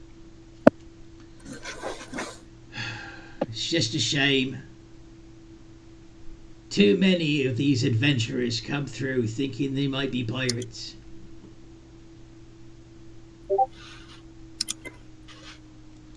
Would it make you feel better if I fence with you, sir? Well, I was thinking maybe I would coach you and your friend while the two of you fence one another. Look at Malrock. I'll look at Frostwalker. Should we humor him? Lads, lend him a rapier. Two of the nearer pirates hold a rapier towards each of you, hilt first. I suppose we can use them. Isn't this part of one of the trials we were supposed to do? Yeah. Yes, it is. Yes, it was. The commotion may have drawn the attention of the rest of the party would you all come into the bar and watch what's and to see what's going on? Yeah. Yeah, unnamed would come over at this point. Mm-hmm. I've been here the whole time because Frostwalker came. That's what she said.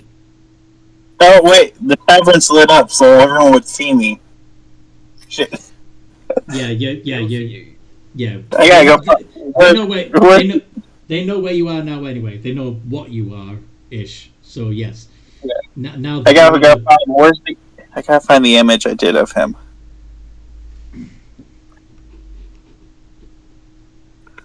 He's a crowman, right? Kinda. He uses magic to disguise himself, but his wings are always shown. Same art I sent you. I couldn't find any Aarakocra art that fit the theme. Oh, this one. Really? Not bad, a pirate? We're not even officially inducted as a pirate yet. Well, you also could be pirates. Yeah.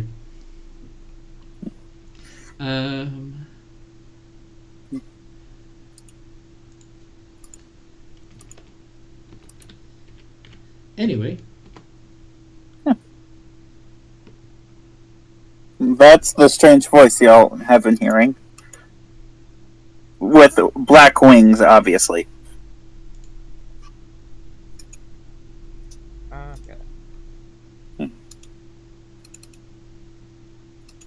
Anyway.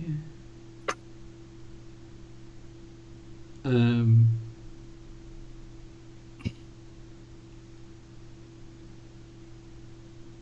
was I gonna say? I guess me and Frostwalker will duel now? Yes, but the pirate is going to talk you through how pirates duel. So you're going to start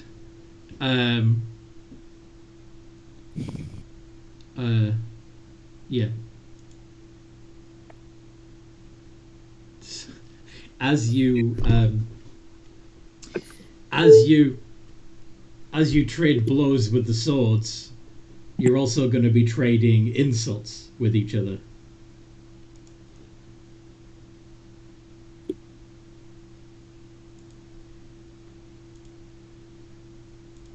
So Should we roll initiative? if you yeah, that's not really necessary for this. Because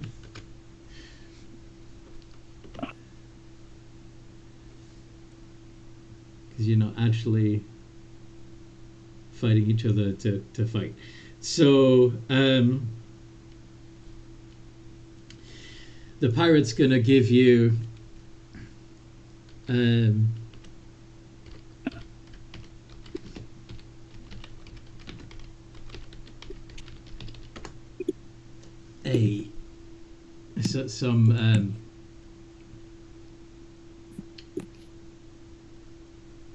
some suggestions. So now, as you are swinging your swords at one another, you try to throw each other off and distract the other enough that you can knock the sword out of their hand. So, for example, you might turn to your you might look your opponent in the eye and say, "You fight like a dairy farmer. Why don't you give it a try?"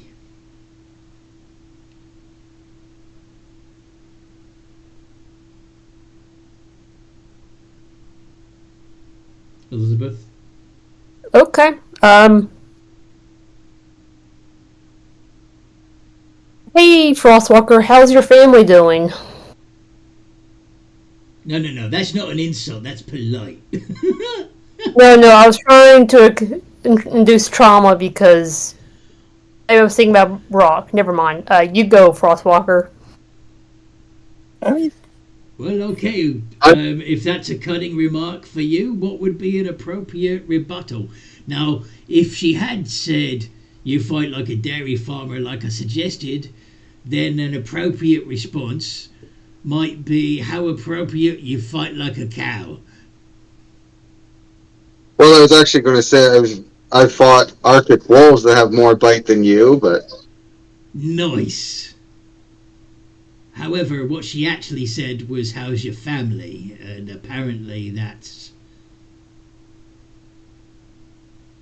So what would your rebuke be to that, sir?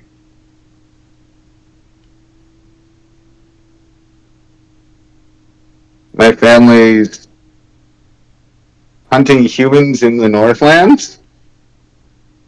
Yeah, that doesn't... Does that mean anything to you? He says, turning to Elizabeth. Does that strike at your heart?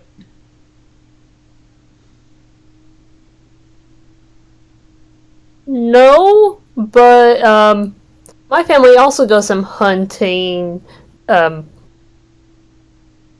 well. Oh, you two are useless. Alright, try this one. Okay, let's start over. Say, I once owned a dog that was smarter than you.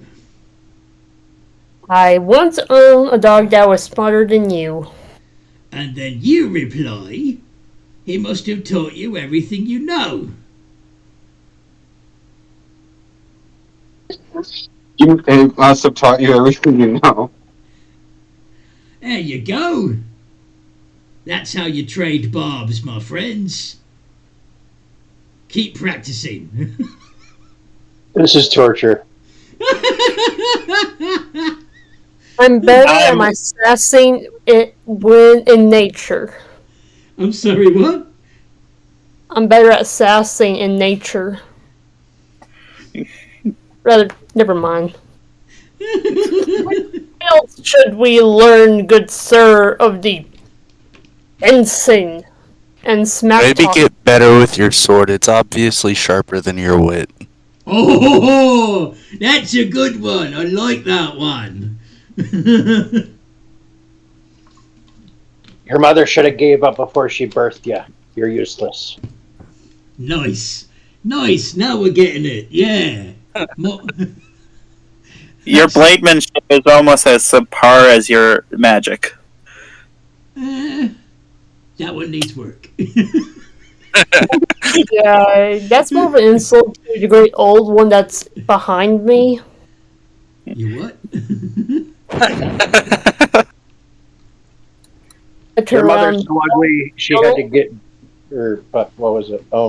Your mother's so ugly that her date had to drug her. Ew.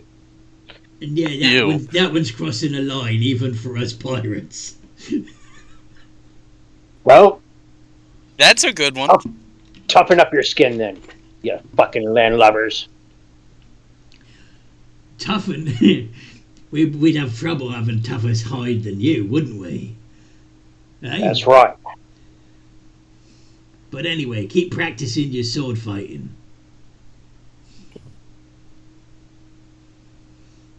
Rawr, says the bear. Hey, Mooney's awake, yay! Frostwalker actually had a good one. Your insults are Your more dull than insults are training more blades. Nice.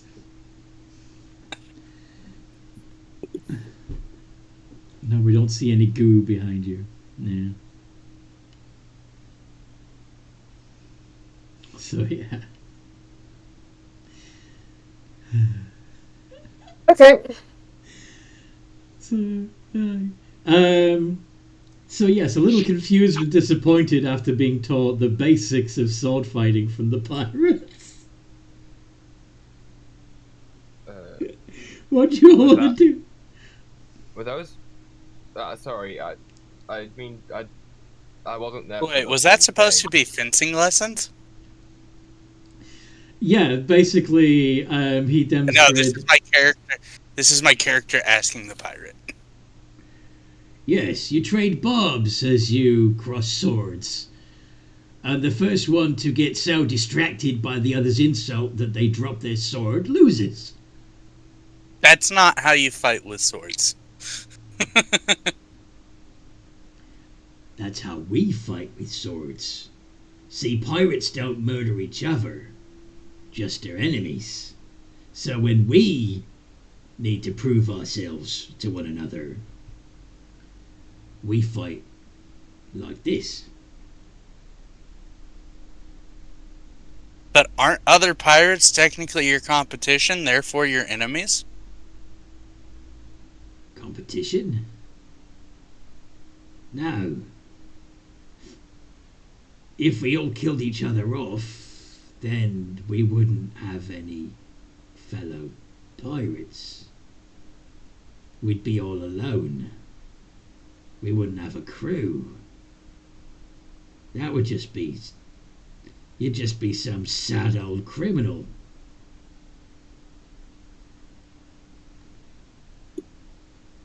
No, pirates are brothers, shipmates. We gotta be able to trust each other against the man. I think you're misinterpreting me. Your crew comes first, obviously, but other pirates shouldn't be as important to you as your crew. You're talking about enemy captains? Yeah, essentially. No, we don't do that either. In order to survive, pirates got to stick together. Exactly. They steal from other boats, not from each other's boats. That's right. That's right. And we distribute the wealth evenly among the crew. Captain gets the same share as everyone else. Yeah, they all work towards the same goal. Freedom and fun, basically. Aye. Then why not just form one big crew? Because you're not gonna fucking get too far with one ship. You gotta spread out, get as many as you can, bring them all together. Aye, we spread across different ships and we all act independently so they don't know where we are. If we all sailed together in one big fleet, they'd be able to take us out easier, wouldn't they?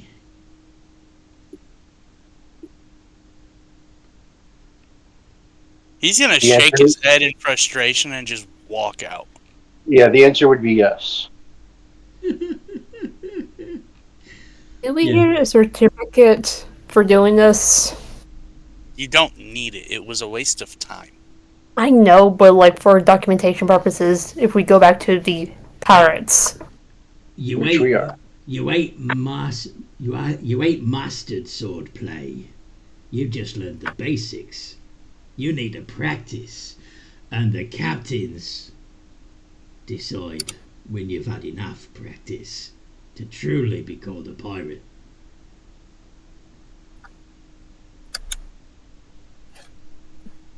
Your mother be a washer because everybody wants to dump their load in her. Ooh. Now that one cut deep. Maybe you are a master swordsman. I've dabbled. Clearly you dabbled in your own mother. That's what yours was saying last night.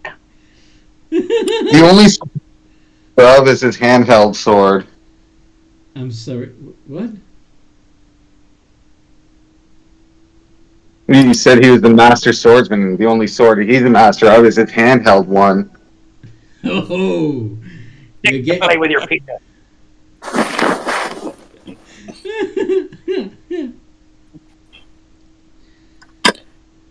Keep practicing. I'm proud of all of you. And he goes back to drinking. Y'all are weird. Sorry? I said y'all are weird. Don't be judgeful. Stop sniffing me! Don't be judgeful. Arr. Don't be judgeful. Y'all keep sniffing me and poking me. What's y'all deal? I'm just looking for your deal. You know. Okay. You know what? I want to cause chaos. How big is the bar? How big is the scum bar? It's 2 rooms. Well, 3 if you count the kitchen.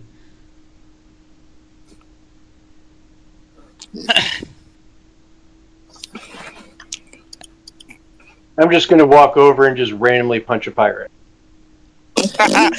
As he does that, I would like my dragon companion to appear in the bar.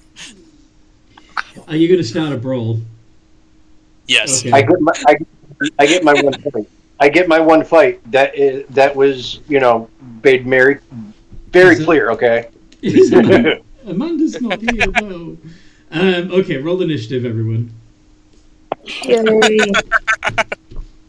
I get my fight. That was very clear. Alright, Let's go. let's swashbuckle. There we go. Damn it! I'm rolling low.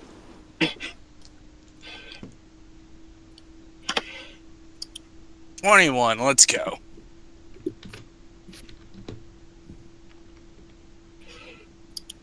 I I beat you to it.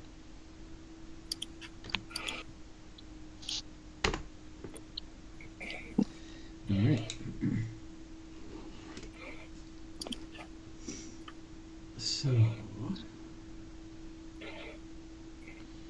So Blood got a 21. Has everybody rolled? Just remember, No. everybody got to stay like 10 feet away from me. Well, 11 feet away from me. 11 feet away from you. Okay. Unless you want to do the text save for when my fucking aura starts sparking. Mooney, can you roll initiative? Yeah. Is a fight starting? A fight is starting. Yes. They're starting a bar brawl because they're sick of all of this safe bullshit. So they're starting a real fight. Barbara. Yep, unnamed total rolled. Violet isn't because Violet's AFK at the moment.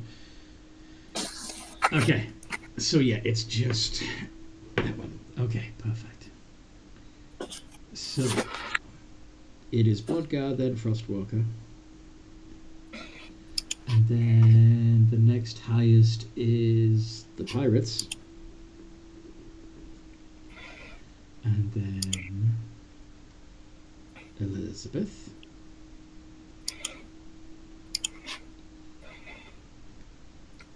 and then we've got not Rika. Question mark, question mark, question mark. Yeah, the person who has yet to tell anyone their name, and then Mooney. One thing.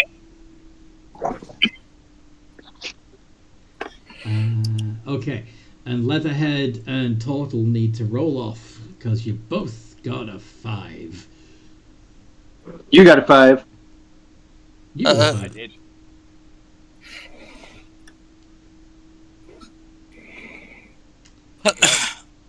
What is it, Dex?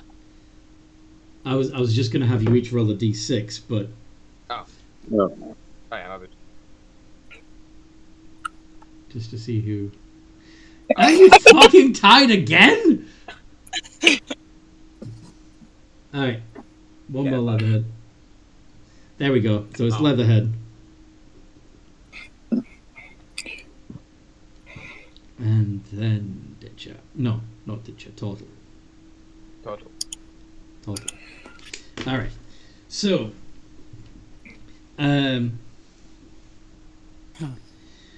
seeing the Leatherhead is actually fuck it. Let's do a surprise round. So Leatherhead punches somebody, right? Yeah, some random motherfucker. Roll the hit.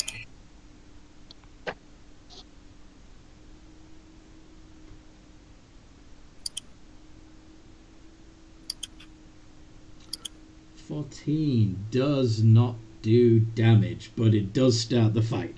So then, Bloodgar. Oh shit, I have advantage on that because I'm supposed to be raging. So you would rage and then punch. Okay. Roll again. Yeah. So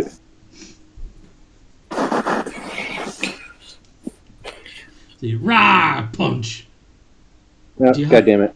You don't. Okay, you've already got one No. roll. It was Advantage. So the 14 is the one that counts. I know. So you got a 14 and a 12. The 14 is the one that counts. Yeah. Do you only have one attack, or do you have two? I have 2. So Then roll your second attack with advantage. So, and it would be ADV, not ADN. yeah, I saw that. There we go. That one hits. And Oh. it's just a straight 4 points of damage. Because you don't have a specific unarmed straight Right. thing. So yeah, 4. Then Bloodgar. Who realizes, oh shit, we're fighting. Let's. He's like, oh, we're fighting these dumbasses? Cool. Go on then. What do you do? This is how you use a sword. You pull out your long sword and run one of them through. Go for it. I bet he does. Okay. The 26 gets through his armor and his suave defense.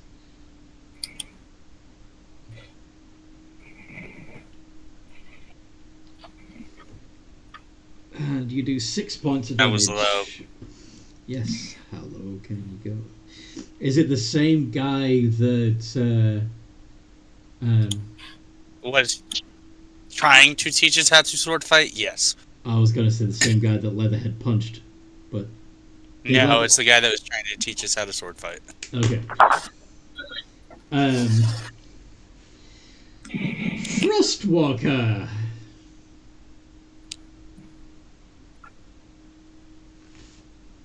I'm so torn because I want to go like full weapon swinging, but at the same time, it's a bar brawl. You don't want to just start swinging. Well, Bloodgar pulled out a sword, so you know.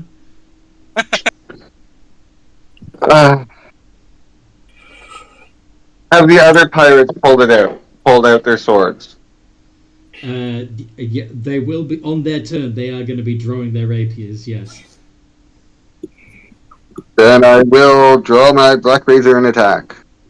Roll the hit.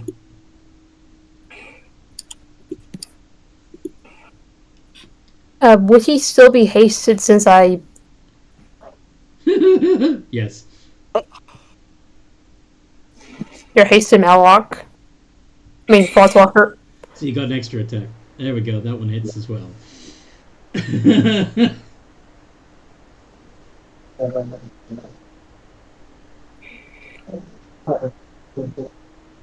How much damage do you do? How much damage do you do?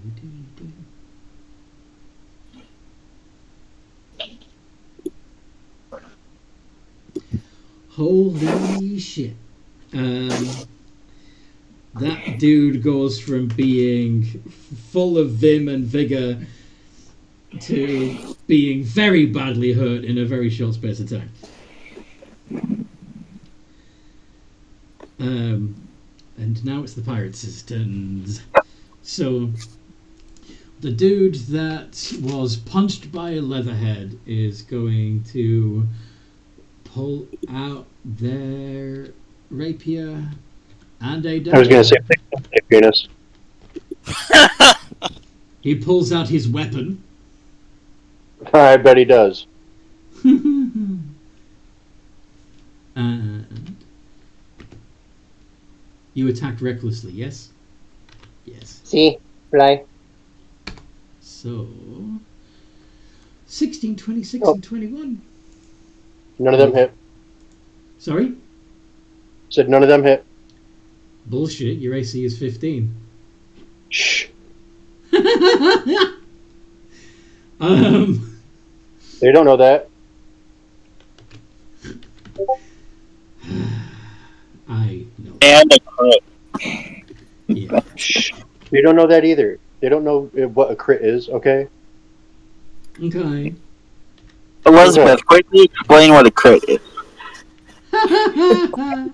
Is when someone rolls a d20 and gets on the d20, and then then it just like a correct Anthony actually says into the sky. Absolutely. Leatherhead, What? you take Just give 12. away. You take 12 points of damage. Nope. Sorry? Nope. What do you mean, nope? Nope. You take. Yeah, you're not a werewolf creature, so you do take 12 points of damage. It would have been 24, but because you're raging, it gets halved. No, I don't want to take any damage. Too bad. Suck it up, Buttercup. You take 12 points of damage. Fine, I'm a 73, whatever. There we go. So, don't outstubborn me. I'm a Taurus. Gemini, motherfucker. So my. I got two brains. Okay. The one that Bloodgar fought is also going to pull out his weapons and attack.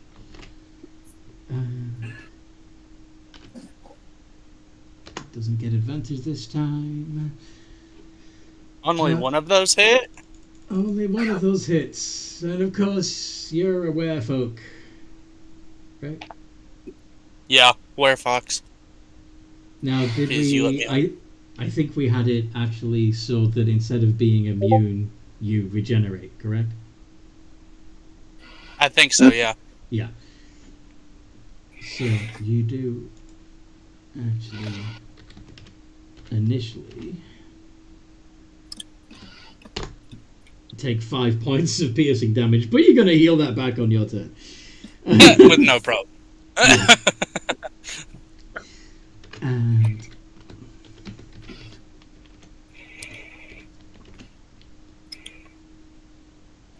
28 plus 6 against Frostwalker.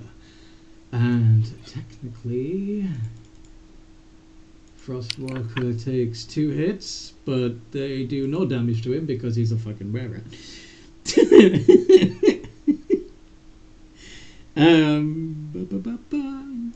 Of course, this is a brawl, so there's no sense fighting started, so everybody's getting fought. So, Elizabeth, holy shit! He hurts Only himself. one hit. Only one hits, and his he drops his rapier in the process. He loses. He loses by their own rules. Yes. But you take a D8 plus 4. And that's 10 points of damage. And then the Crowman.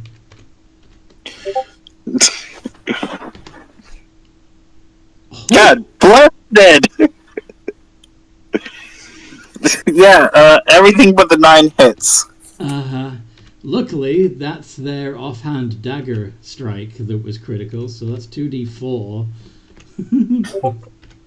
Oh, thank God. Oh wow, that's a low damage. Hey, it's fine. I have low HP. Mooney.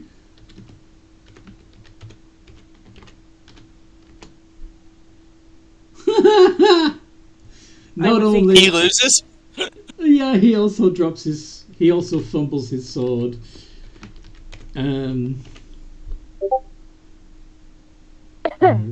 Total. What? You called me? Yeah, you were attacked by a pirate, but he dropped his sword and did no damage to you. Total, however. Hello. AC 17. So 2 of those hit. Aren't you a werewolf, though? Also no damage because we're Yeah, because your particular pirate has the wherewithal to remember to fight like a pirate and says, You got two heads and they're both ugly. I wasn't going to fight, but now I will. Yeah. Elizabeth, your turn. I look at the guy that dropped his rapier. And Hmm. you're gonna let him pick it up, or No, I'm just debating whether or not to do a Hail Mary in the room. what do you have I'm up in. mind? Not that kind. I'm sorry. Oh,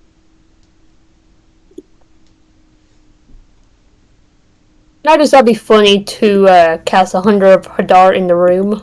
Holy shit! Oh, that Hail Mary. But we're in the room, so that's probably not good. And I only have about four You- spaces of you- careful. You are a sorcerer, yes? Yeah. Oh yeah, you are doing careful spell. Yeah. So Yeah, but I can only save 4 people, and that's Please save me. I'll be fine. Don't worry about me. Ah. nah. I'd rather postpone the battle and save that spot for later. I'm gonna beat this man up with his own sword. So you pick up his blade as a free action. You already have a rapier that was handed to you by someone else, remember? So you got 2 rapiers now. I just start. I guess I just start stabbing him. Well, it's still gonna be. It's like one-handed longsword. It's the same damage as a Okay, one-handed. fine. Then I just throw behind me the one that he gave me, so I'm using his. All right. So what I'm saying is it's a D20 plus 8 to hit, and then a Okay. D8 plus 4 of damage. And do you have? Yes, you have extra attack. So it's 2 iterations of D20 plus 8. Yep. Okay. And also I'm hasted as well because I twin spelled it. Uh-huh. Yeah. So you've got 3 iterations of D20 plus 8. Oh. You get 2 hits and then you drop the rapier.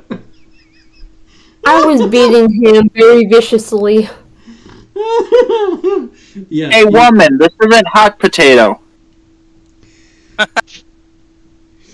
be I fair, have a name. A rapier is a delicate weapon, and yeah, It is. You are Very hacking quick. with it. So 2 hits. So that's 2d8. In a smite. 2d8 plus 8 plus a smite. Actually, make it double smites. Okay, there he is. So 3d. So another 3d8 from second level smite. Or are you doing 4d8 because it's 1 level on each attack? 1 level for each attack. Holy shit. Okay, so that's going to be 6d8 plus 8 altogether. Actually, maybe I'll just hold off, and he probably is squishy, so I'll just do only 1 divine smite. Okay, so 4d8 plus 8 altogether. Yeah, 33. Yeah. Okay. Oh, He's still do standing. you like my sword but play he's- now? But he's immediately bloody. You fight like a cow. you use Hey, I'm a that one. paladin, at least I'm holy about it. That one already. That's against the rules. I'm hurt pretty bad. That's the best I can do, alright? That sucks. You still broke the rules. Crowman. Crowman! Why does that sound like a 1990s superhero? Like, Because I Well- can assure you it is. I guarantee fucking that they've had some variation of that. Yeah. In the late 70s, Yeah. Disney made a movie called Condor Man. Condom? Condor, like a giant vulture. Condor. Okay, never mind. Well, with my bonus action, y'all watch as ink forms tentacles out of my arms as I activate my Eldritch Claw tattoo. Okay. So And then, you spread your wings and black tentacles come out from the shadows, basically. yep, Wow. Are you a bat or an octopus or what the fuck are you? many ask that question. And then I have Dread Ambusher, so I'm going to make 3 claw attacks. Well, talons. He's already had. It's my first turn of combat. Okay. Yeah. I'm mixing it up with Assassinate, aren't I? Yeah, go for it. Yeah.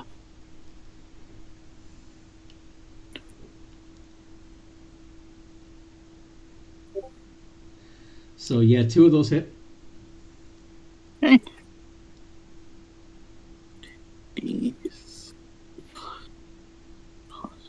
Jesse Black Crow. Holy shit. That is so on PC.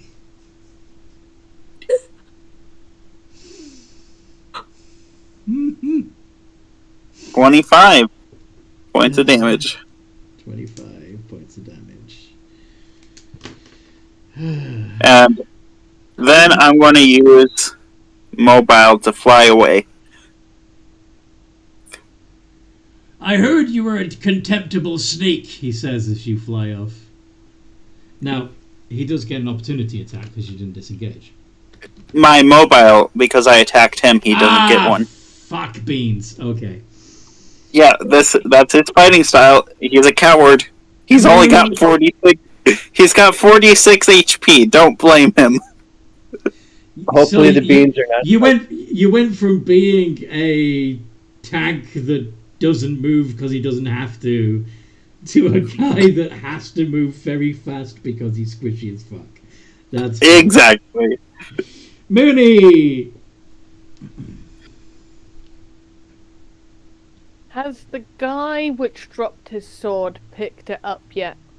No. Are you going to let him pick it up, or are you going to let him bend to pick it up and attack him with advantage because he's technically prone? Or just knee him. Are you? Yeah. What are you gonna do? Don't we technically have to steal something? Yes. Yes. Okay. Mooney is going to pick up the sword in his mouth and go. Mine now. Mooney has stolen this. This is Mooney's now. Got to be a treasure, unfortunately. Is this a treasure of yours?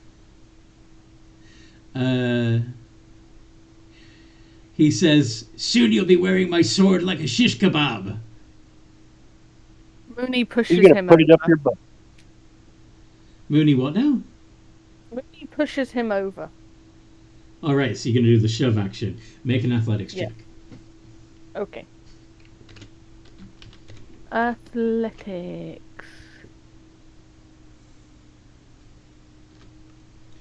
So for Mooney. That's +9. Holy shit! Yeah. Yeah, you push him over. He's prone. Well done. Mooney doesn't want to really hurt the guy because he finds him kind of funny. So he's just going to go. Are you sure you're not the shish kebab? On top of the guy. Actually, no. I think you're a cushion. You gonna sit on him? Yeah. Okay. Nice. So yeah, that's Mooney's retort. You are cushion. Leatherhead. Nope. Okay. Hello. Cow. Holy fuck. You want to know something funny? That's my maul. You're using your maul. Okay. Do you for the first time have- ever. Nice. Do you have brutal critical yet? No, it doesn't look like you do. So it's still gonna be 6d6 plus 5, and that's only your first attack. Yep. 66 plus 5. Blast. 91. And I'm gonna be like, this he's- is how you swing a fucking sword, and just pull out my fucking maul and just Splat. Yeah. You've got a second attack. See, fly. Are you using them all again, or are you gonna bite, or? yeah. I'm gonna bite the next one. All right, d20 plus 7 with advantage cause reckless. Yeah, true foot. So roll that one more time. We'll pick the highest. Still a Really? That one misses. So you smash it with As the my- ball, but you're as he reels from the hammer blow, he ends up out of range of your bite attack. All right. So for my bonus action, will summon my fucking guy, my little Sparky. Wildfire spirit. Okay. Storm Spirit. Yeah, your storm spirit. Yeah, wild storm spirit. Yeah. Tempest spirit. There we go. Is it going to land like right next to the dude you've just hit with the maul, or is it going somewhere else? It's gonna land where nobody on my team has to make a fucking dex save. Aye.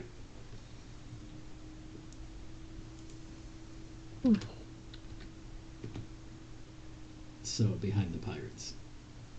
Yeah. 10 feet. Let's have 3 of them get zapped. Dex save. Plus 4. Sparky, boom. 19, 14, and 20. And your dex 14. So, yeah, they all pass. Ha ha ha. It seems the pirates That's right. seems the pirates know how to weather a storm. Ha. Oh. Total. Your turn. Total. Well, I don't have any swords on me, but I guess these will do. As he shows his claws, Okay. and he's going to slash at the one who Attacked him. attacked him. Yes. Attacked him. Yeah, I can push it.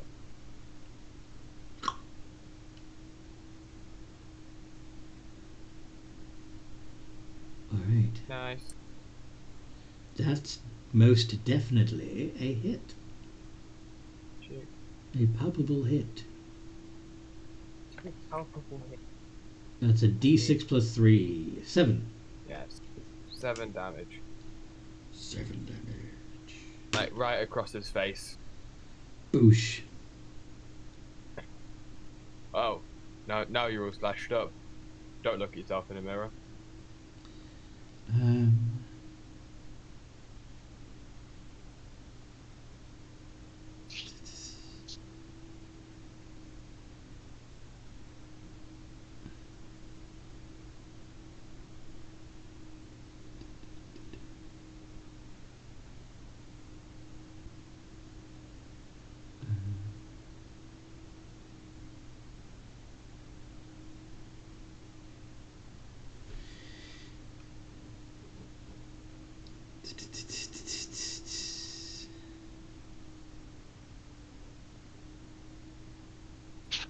There's yeah, I was looking to see if there was a listed rebuke that would work for that, but no.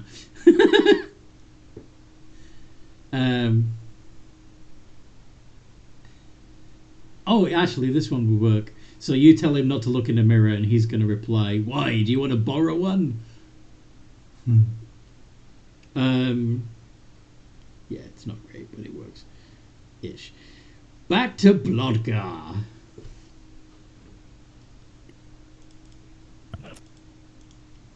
What did Blodgar do? Blodgarm, rather. With an M. More of the same. Okay. Because we're a little too cramped for me to be firing arrows right now. Yeah. Or biting. Or biting. Summoning Fae. Spike Grove. Yeah. Yeah. Shocking Grasp.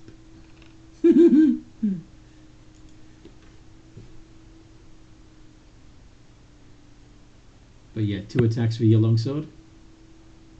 Yep. Sweet. One-handed or 2? 2. Actually, is there enough room for me to summon my Drake companion? Your Drake companion just follows you around. Yeah, but okay. And that's a bonus action to control. Yep. Cool. So that's my ow. Yeah. Yeah. You failed to hit and also drop your rapier. I'm not using a rapier, I'm using a longsword. You also drop your longsword then. Can anybody hang on to their weapon? To be fair, the moisture in the air does make it a little difficult.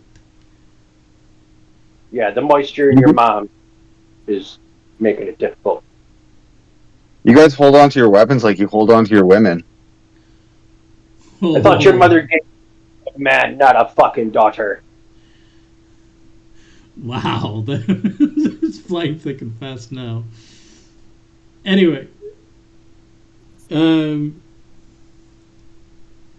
so yeah, the Blood Guard, not so much. Frostwalker. Hold on. Okay. Oh, you're gonna do your Drake sidekick.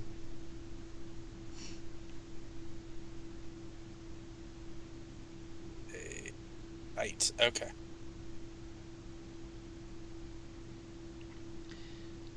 So it feels like they're made from aluminium foil. Moon's pillow is bony. Holy shit. Not 20. So that's 2d6 plus 4? Mm-hmm. Instead of 1d6, yeah.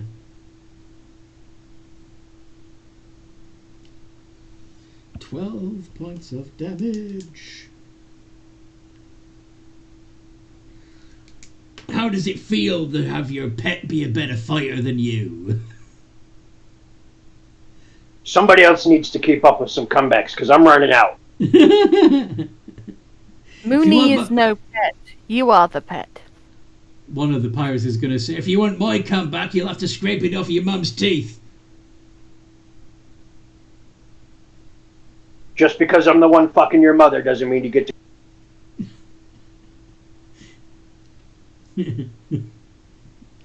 Shut up, Dad.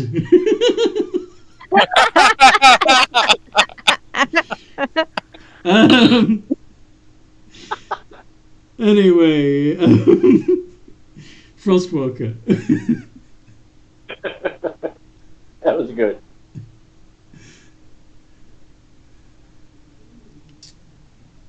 Frostwalker?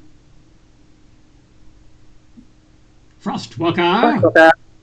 Frostwalker! Frostwalker! Time to take another victim. I'm sorry, what? Time to take another victim. Indeed. Well, the dude that you were fighting is still standing. He's just not standing very easily. I'm still hasted. Yes.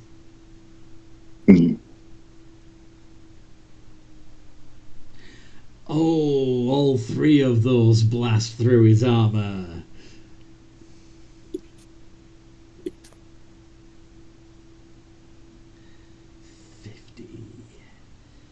He had 10 hit points left. He is dead. Not quite, because he's got a max of 66. So he's just. Oh. But he down. First one down. There's an audible gasp from the other pirates as, hey, you're not supposed to do that. Not yet. Not yet, Mooney. Not yet. The pirates. So. Da, da, da, da, da, da, da.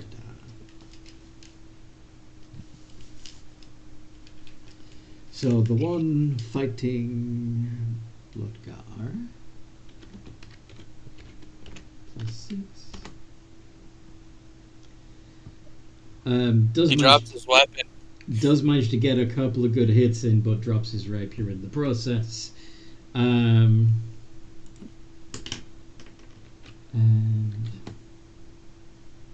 so he does d4 plus 1d8 plus Bless you. 18 points of damage to Bloodgar. Hey, I might not be able to regenerate all of that. No, you that's a net loss of 8. Yeah. Yeah. Frostwalker, you don't have a pirate attacking you at the moment because he's unconscious.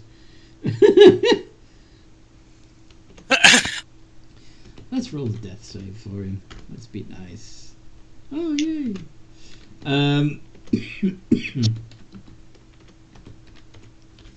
D20 plus 6 for Eliza. Elizabeth. Yeah.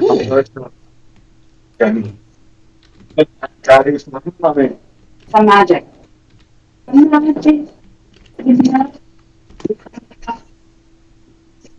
No! Go sit down. You already know how trouble as it is, Dominic. Uh-oh. I had songs. It's like if I can bop into the music and I got I started to feel better. Rob?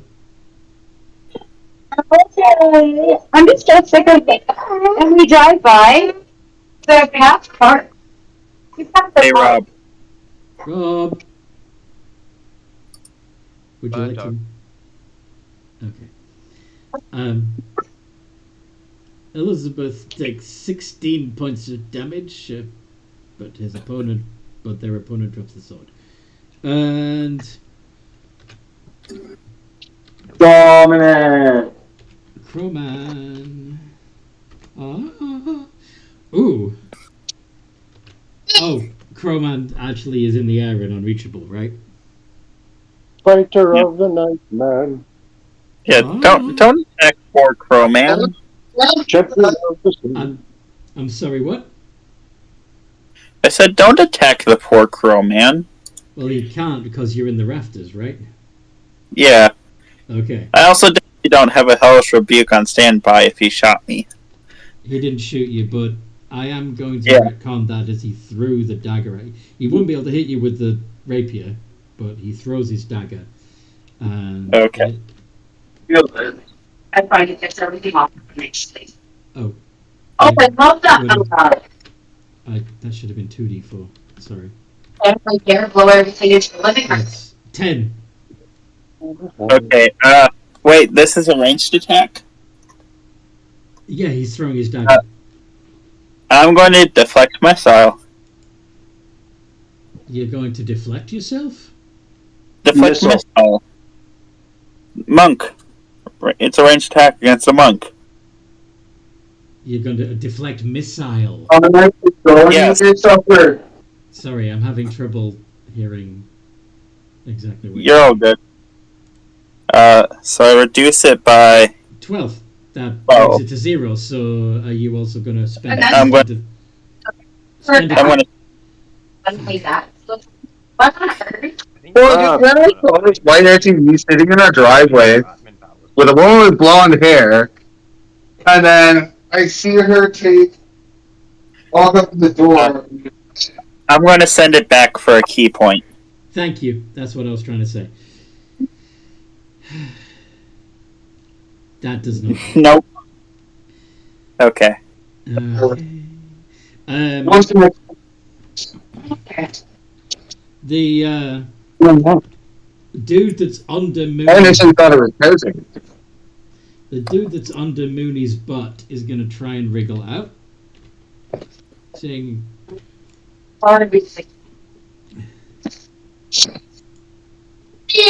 "Your mother wasn't as heavy as you are." Oh, okay, he's muted now. Your mother what? So he's trying to wriggle out from underneath you.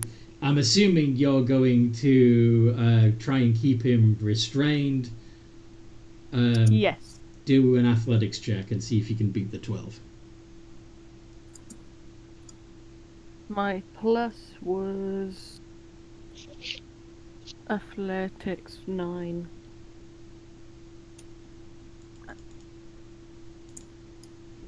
Yes, you keep him pinned. Fantastic.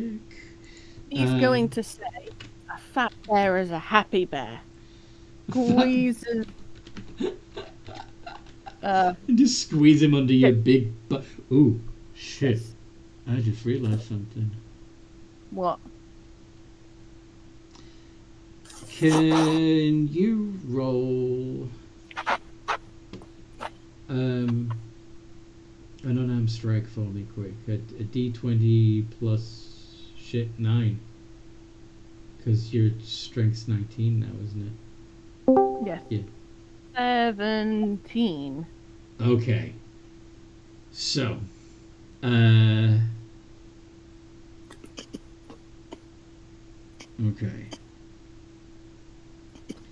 He's gonna have to make a con save. Oh, is he taking suffocation damage? No, he's taking poison stinger damage. Oh. Oh yeah. Oh yeah. Yeah, so he fails, and yeah, he begins thrashing, which is an interesting sensation for you since you're sitting on him. Is But- everything okay down there? Says Mooney. Are you going to stand up? Yeah, Mooney will stand up. Oh wait. Well, we'll do it on your turn because we've got. Yeah. That's a good question. How beat is Mooney? So, yeah, they've got a sting where the bare tail should be. They've got yellow stripes across their fur. They've got the next. Sorry. Was that meant more like normally when bees sting something? Yep. Shush. Okay.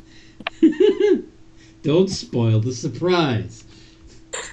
Okay, I'm sorry. No worries. And that should have been with advantage. Sorry? What? Leatherhead is being attacked, and it should have been with advantage. So it's a 22, a 14, and a 24. Nope. So only 2 of those get through, yes? Nope. Stop, please. You make... Claire.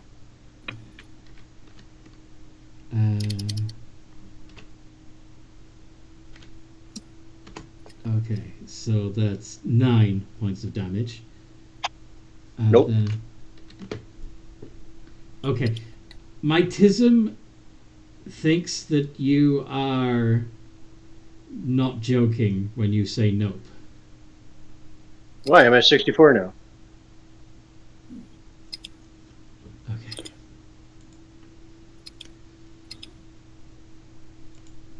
So, total.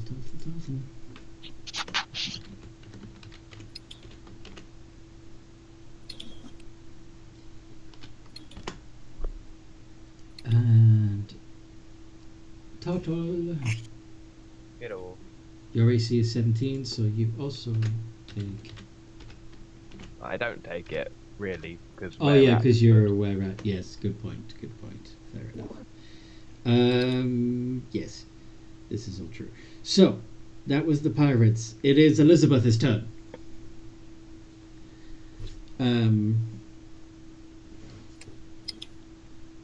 What does Elizabeth want to do?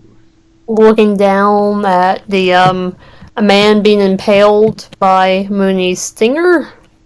Mm-hmm. I'm gonna try and remove him without the stinger coming off.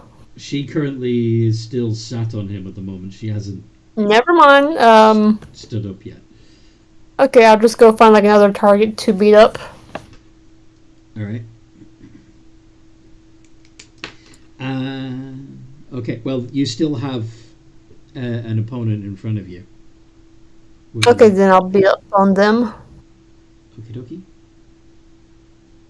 I'll just use my normal Holy Avenger and just bonk him. All three hit. Okay. Okay. Yay.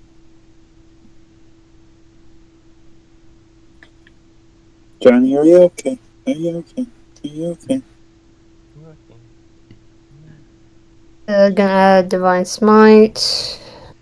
I've spoken with apes more polite than you.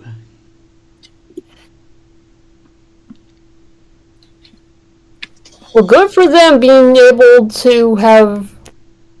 Well, good for them for having education. Now, I'm about to school you on why it's not a good idea to baby people when they actually have combat experience. Phrasing. Wait. No. Like, I was okay. weird about that. Mooney. I'm not gonna. Mooney has just said it's okay. I have an idea to get him off. Oh. But anyway, Elizabeth, as your opponent slumps to the ground, he says, "I better come back. Would have been. I'm glad to hear you attended your family reunion." And then he falls unconscious.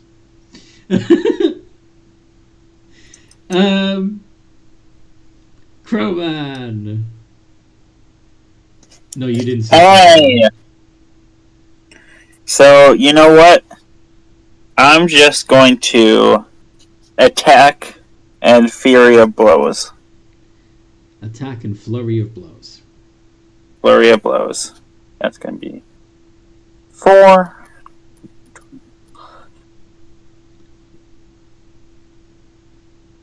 Of course, get close to him again. And 2 of those hit. Aww. So you swoop down, punch him twice, miss with your talons. Do 18 points 4. of damage. And then I fly away. You know, I've had better at fighting than you. I'm sorry, what? And he says to the pirate, I fought snails better than you. You run that fast? It's called, yeah. Unlike your 2 little legs. Okay, now it's Mooney's turn. What do you want to do?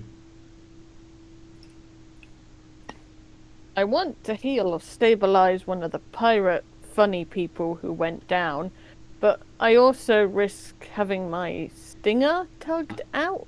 Are you going to stay sat then for now, or are you going to... What are you going to do? How bad would it be if my stinger got tugged out? You don't know. The only way to find out what's going to happen is to see what happens. Okay. Mooney's going to say, Mooney not joking. Don't move, or you might end up with bear crap all over you. The person you are sat on is no longer moving. Oh, Fluff. Has he suffocated or is he dying? You pumped him full of poison. He went from having taken no damage to being impaled by a stinger and poisoned to death. Okay. Is he on death saves? No. Okay, do I have a spell that can revive him? Bearing in mind that even if you do, he still has a stinger through him. Fair point. Okay, then I will try and heal another guy. Mooney was unaware his stinger would do that in his defense. This is true. This is the first and only time it's ever happened. So the guy that went down on the previous round, can Mooney trot over and stabilize him? Okay. As you stand up, you realize that the barbed stinger is still, picks up the dude. So you have a dude stuck to your butt. The weight of him is pulling uncomfortably at the base of your stinger. Mooney will stop moving and cast a healing word Are instead. you gonna sit down again? So to take the weight off of your stinger? Yes. Okay. So I'm going to say that you move like half your movement before you realize that this doesn't feel good. Yeah. And then sit down again. D20 plus 4. D20. Oh, wait, no. What are you trying to do? I'm casting healing word instead. Okay, so it's a D4 plus 4. Yeah. Sorry, D4 plus 2. Sorry, because That's your it. wisdom is 2. Yeah. Are you doing that on yourself or on someone else? Or? Doing that on the pirate guy that went down last round, because I'm guessing killing them all is going to reflect badly on us. Okay. So Mine the can guy. be classed as an accident, but So the guy that Elizabeth put down is now breathing again with 4 hit points. Okay.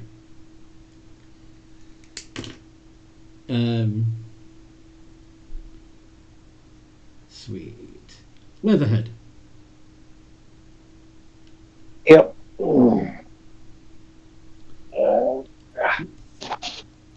The guy you were fighting is still standing.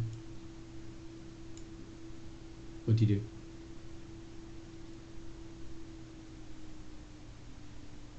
You need to put the 2 in there. So exclamation RR space 2 space D20 plus 7 space ADV.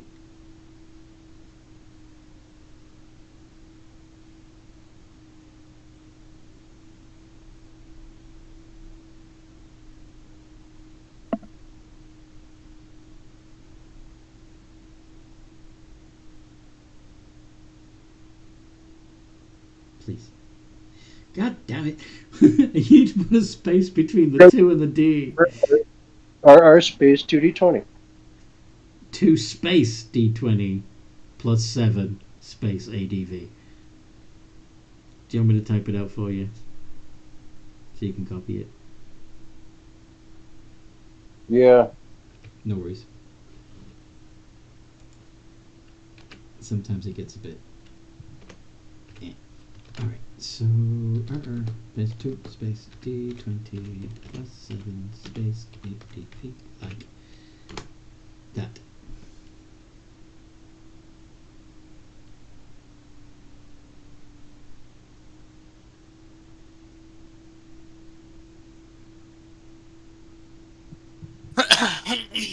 You can get more complicated with it, but oh, that's a crit.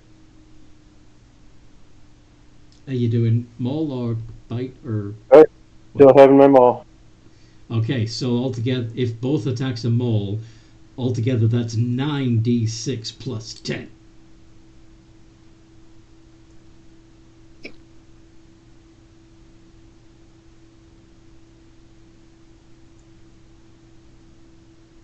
$36.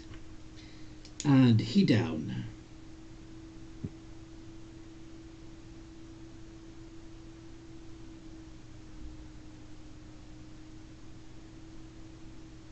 I wouldn't antagonize him right now, Frostwalker.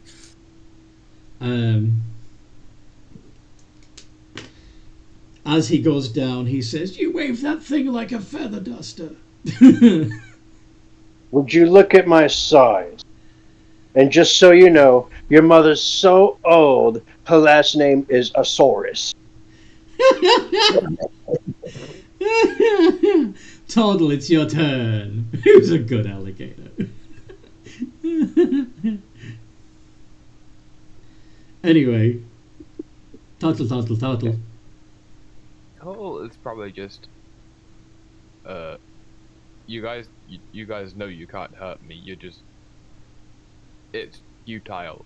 I do this out of nicety. Please stop attacking me but if you truly want to be attacked, Oh shit! Never mind. Go ahead. Your mother Second. is. You're gonna do a bonus action thing, won't you? Oh, never mind. Then go ahead. Yeah, I was gonna use my bonus action for my guy to fucking do his seed thing. Yeah. He's doing his ranged attack. Okay, go on then. What is it? D20. Hold on. Let me get the thing.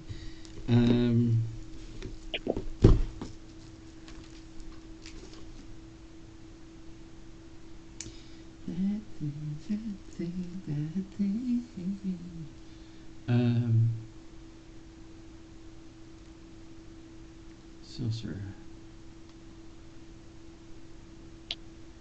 Wait, is it? Yeah, druid.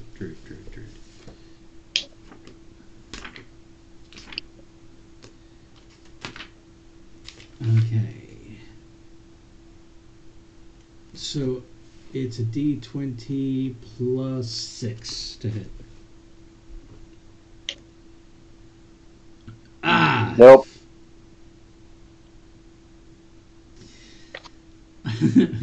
the lightning goes wild and discharges through an open window. This never happens, I swear. Performance issues. This never happens. I hear it affects 1 in 10. So, Total is saying, "I'm doing this to be nice." Yeah, your mother is a disappointment. / Oh. Mine was better. And he'll get his warhammer out. She must have told you everything you know. You've used that one that you lose twice already. You guys are not good at your own game. I'll use my Club of Kraken actually. Yeah, 25 definitely hits. How much damage do you do? That is 1d8.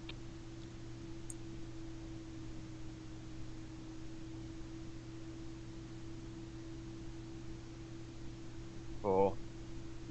4 points of damage.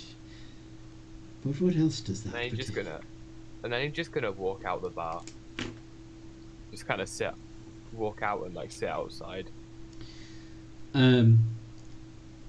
Your Club of Kraken does have an extra ability, doesn't it?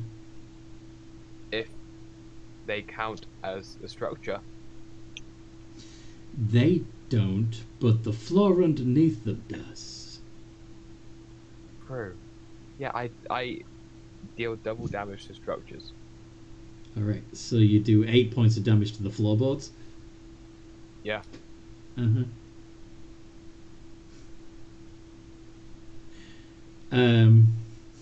You know, just because it's not really enough damage, but this is funny anyway. So,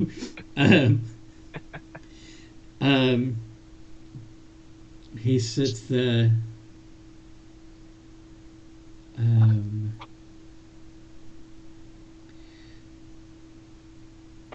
He says, I hope now you've learned to stop picking your nose.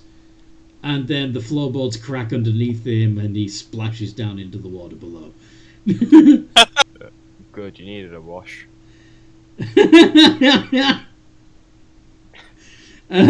Some say that their mother is so disappointed in him she had to drop him off down the road instead of at the drop-off circle. Please. Anyway, that was total He's 10 gonna swords. he's going to use his movement to just walk out the bar. Yeah, you're not going to get an opportunity to attack against you because he's already in the water. Bloodgar. So he's out of the fight too, technically. What does Bloodgar do?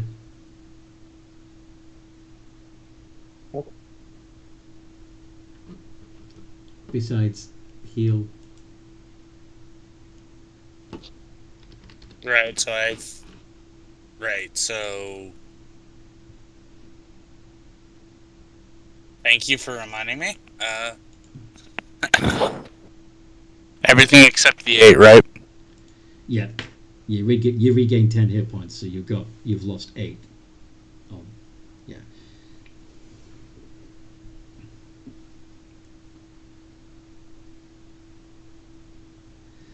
Wow. Okay. Both of those hit. My Drake's gonna use its reaction for your infused strikes. Okay. On the first one. Go for it.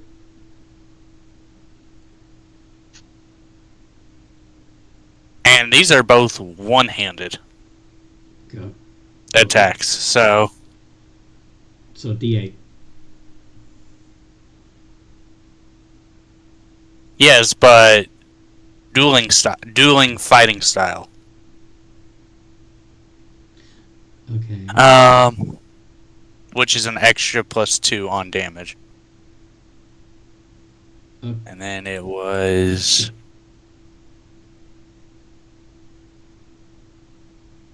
So it would be 2d8 plus 14. And then whatever your enhancement is from your Drake.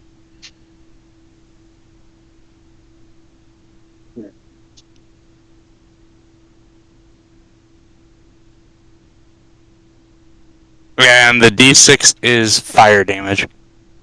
Fun. Okay. So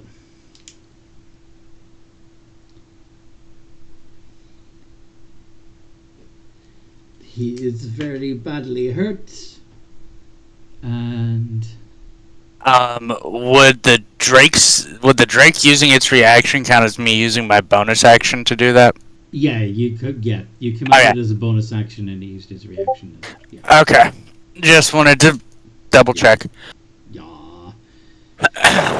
Frostwalker. That's my turn. Yes. Frostwalker, the guy you were attacking, is unconscious. Mooney seems to be having a spot of trouble with a dude stuck to their stinger. Seems to be very uncomfortable. Leatherhead is still slugging away at his dude. Bloodguard. I thought I downed him. Sorry? I thought I downed him last turn. Oh, yes, you did. Sorry, yes. So, who else is still fighting? I think just Crowman! Crowman, yeah. And, Elizabeth, purely because Mooney healed the dude. Yeah. Come on. So yeah, there's only two still in the fight. Really. Except for... I will help Mooney get the guy off of her stinger. His stinger. Okay. So, I want you to do either a medicine check or an investigation.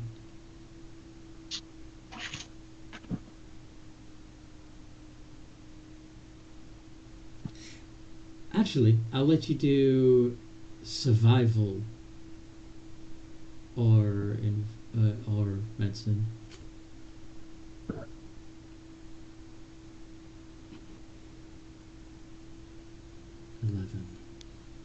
Okay. So you can see that the barbs are holding the dude onto the stinger, and that as long as he's there, that the weight of it is pulling at the base of the stinger, and you can see some not actual tears in the skin yet, but the skin is looking. There's some stretch marks, some fresh stretch marks that weren't there before. That look painful. But you can't see a way to remove the guy without basically cutting him open.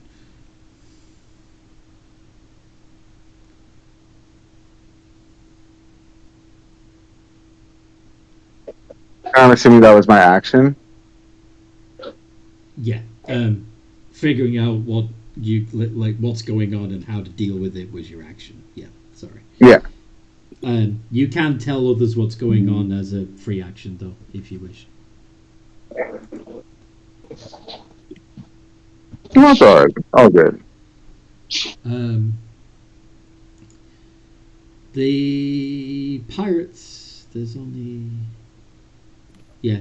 The one that has just got just regained consciousness says, I think I lost this one. If you don't mind, I'd like to go back to drinking now. Okay, I'll help you with that then. The one that was fighting Blodger says, I think maybe we can call this one a draw. A draw? You're funny.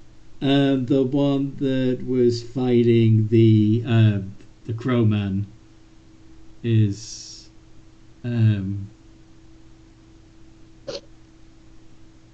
going to shout up at the Crowman. I'm not going to take your insolence sitting down. But he can't actually do anything because you're flying. I mean, he can pick up his dagger and throw it at me. I'm assuming it's still in you from the last time he threw it. Oh, I caught it and then I threw it back at him and missed. Shit. Okay. Yeah. All right. He's gonna then yeah. He'll pick it up and throw it at you again. I'm gonna be a coward, but I want a fair fight. Yeah, misses. Okay. So now it's lodged in one of the rafters close to where you are flying. Elizabeth, what you doing? The dude that you were fighting says admits defeat, and you said you'd help him drink. Is that right? Yeah, I'm going to find a drink of ale and bash his head with it. What the fuck? Okay, you're just gonna. Okay, so you're making a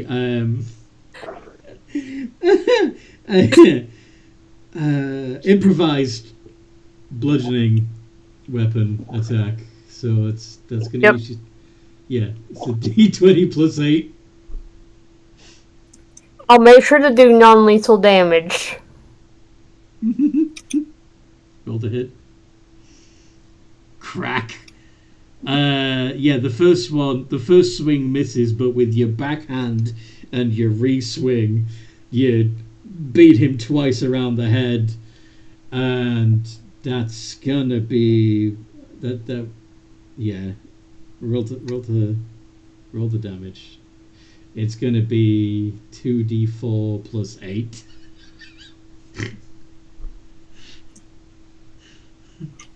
Wait, that was.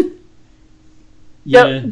Just- Yeah, try that again. I- Because you did D7s instead of D4s. Technically, that's a valid result, but also technically you rolled the wrong dice number. Yeah, I'll roll again. Yeah.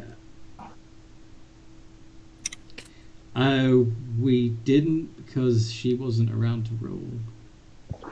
And the fight's pretty much over now anyway. Sorry. After that, I just poured the contents of the drink on top of them. Well, you not only knock him unconscious, but you hit him hard enough to break the mug. So, yeah, he's already covered in grog. It may be sizzling in certain parts of his skin.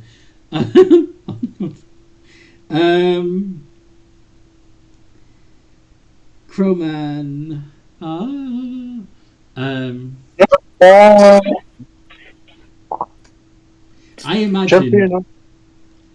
imagine that Violet has been fighting like several of them all on her own.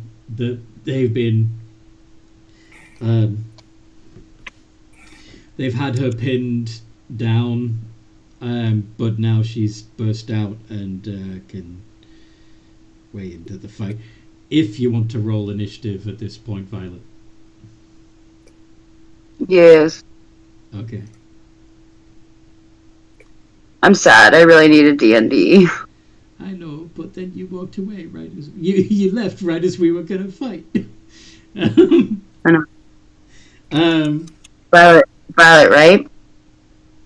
Violet, D20 plus 2 with advantage for your initiative roll. Let's see where you are in the fight.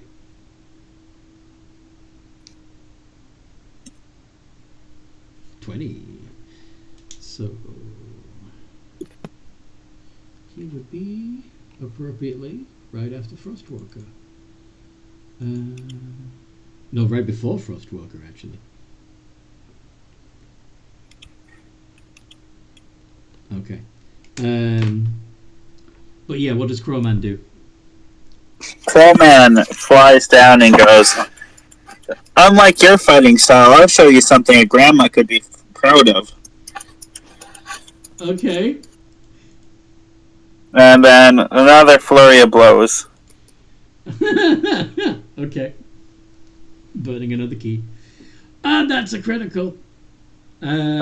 So the first two hit, and the critical hits, but the 16 misses. I'll use the focus aim to boost that by 2. The 16 to an 18. So that will turn it into a hit. 10d6 plus.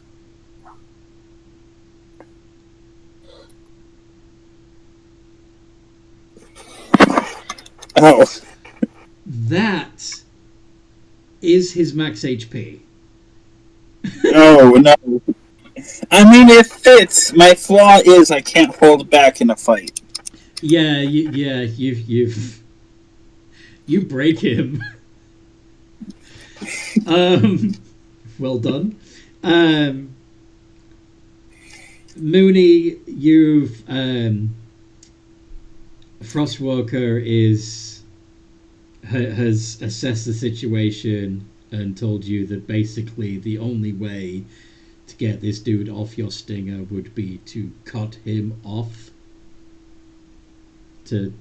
Are you okay with this? Or Mooney is not sure, but Mooney wants him off. Mooney wants to what? Mooney is not sure, but Mooney really wants this guy off his stinger. He doesn't know why, but his butt feels very weird right now. Would Mooney rather this guy survive? He wants this guy to survive. Okay. So Mooney wouldn't want Frostwalker to cut him open, right? No. Is he alive? Not Yes, at but all. he's staying alive on your stinger. Okay, then I know what I can do to help. What's that? Polymorph him into a bee. You pull him off the unconscious dude that's on your stinger into a bee? Or do you pull him off yourself into a smaller bee? Whichever one is not going to get me in a more sticky situation. I think shrinking yourself to a bee would allow you to extract yourself from the hole in the guy without ripping your stinger out, right? Wait, I'm a druid. I can just wild shape myself into a bee. Yes, Wild you can. shape myself into bee. Fantastic. You are now small enough to extract yourself from the guy without hurting yourself. Okay. Yay! Mooney moves away from him. Uh-huh. Unwild shaped. So, unfortunately, doing so kills the guy because your sting was the only thing holding his organs in place. Oh, I didn't know. That's okay. It was an awful situation where basically he dies or you die. So yeah. Is that what happens if I lose my stinger? Yeah, basically. Yes. Yes. Oh, okay. You have to include real bees.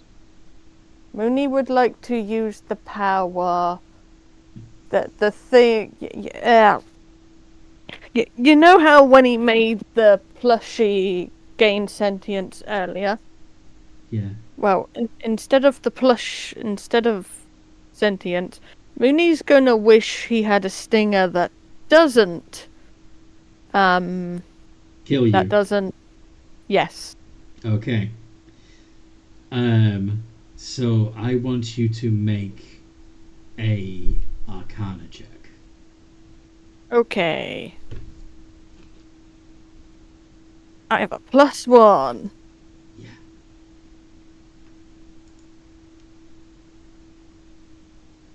+20. Nice.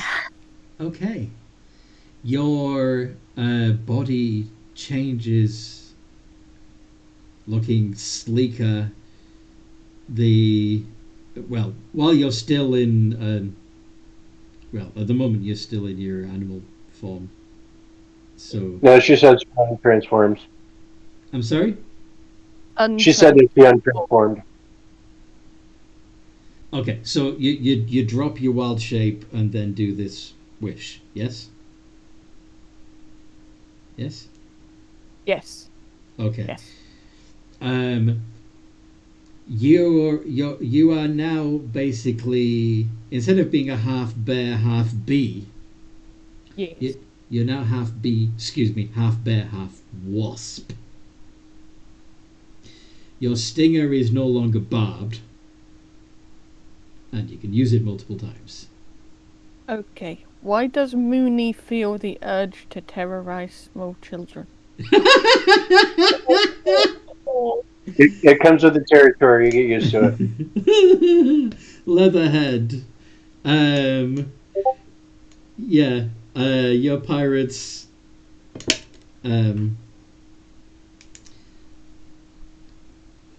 Your pirate's unconscious. Yeah, I'm gonna go over and swing at another one and get this over with. You're gonna do what now? I'm gonna run over to one of the ones that are alive and get. You're gonna kill Steel from Bloodgar?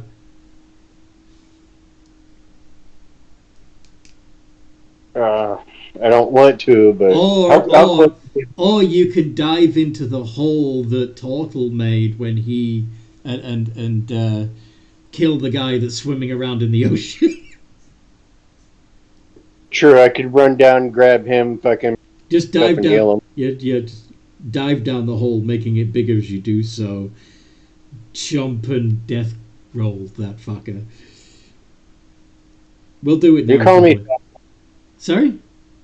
Are you calling me fat again? No, I'm just Making the hole saying higher. you are larger than the whole because you are a large motherfucker. That is all. You're just calling me fat. It's okay. Yep. See? Why can't you just admit it? Why can't you admit that we made your character large? That we made what? That we made you a large character? Yeah. That mechanically you take up a 10 by 10 square when the dude that fell through the hole in the floor only takes up a 5 by 5 square. Therefore, the hole is only 5 by 5 and you are 10 by 10. I know. There we go. Okay. Yeah, I'm just gonna fucking dive down and just chomp on him. Yes. Have fun with his body while he's floating. Like a dolphin plane. Phrasing! Bite down on him. Oh, well, we're playing with his body. Yeah, like a dolphin would play with the freaking like a ball or something, like in the. You're gonna squeeze him like he's a pufferfish and you're a dolphin. Yeah, I'm just gonna bat him around like a freaking pufferfish, and I'm a dolphin. Mm-hmm. Play with, just Thoroughly enjoying the experience. You do know why I said pufferfish and dolphin, right? Because they get him high. Yeah. Anyway, Total. You're just watching this mess from outside, yes? Yes. Mm-hmm. Yeah. If anyone needs healing, I guess you can go to him. Some of the draperies are on fire. Bloodgar, it's your turn.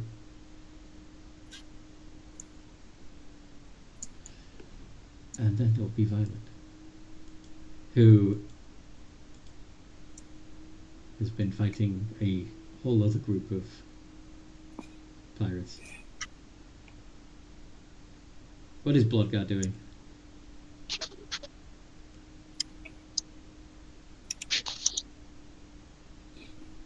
Typing. More of the same. Okay. So the guy who said we'll call it a draw, you're just gonna. I'm not calling it a draw. I don't believe in draws. You don't believe you like to go commando then, huh? What? No. Bad DM, no. I take it those both hit. Oh yes.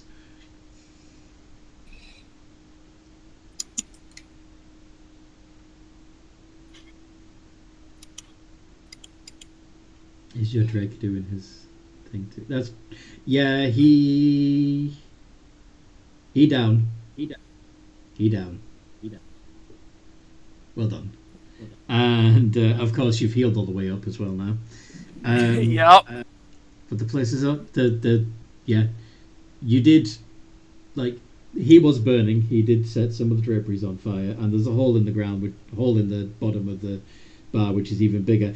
And Violet is personally fighting the three captains. Violet, would you like to make?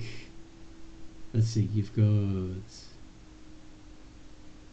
Why are we fighting the captains? They're supposed to give us a job. Yeah. Don't attack the captains. It's too late. It happened. I already did it. They were big, mean, and scary, so I fought them. No, they were not. They were offering us job. No, Violet does as Violet wishes. Deal with it. Yes.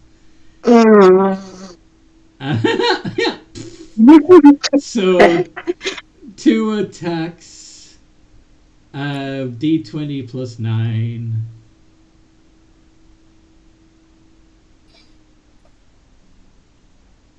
With advantage, I'm assuming, because reckless.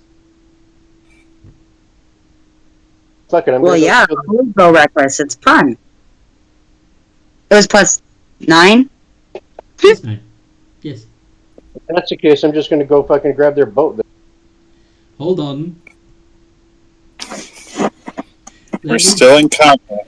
Yes. Both of those hit. And you do... Yeah, neither of them were critical. So it is 2d12 plus 16 plus... Would you like? 2d6, I think.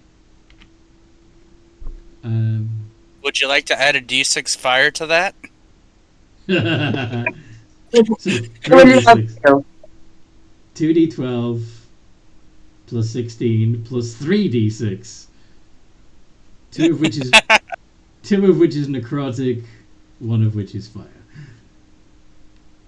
32 points of damage. Hell yeah.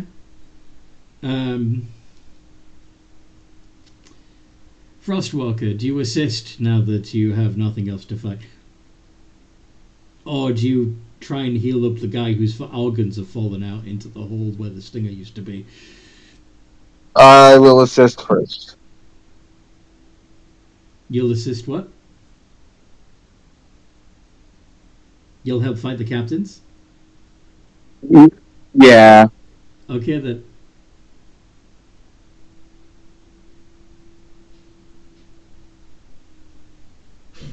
You didn't get the stink eye, everybody joined in. No, it's happened a couple times. I'd fucking attack someone random and they're like, oh. Well, this session is separate from those sessions.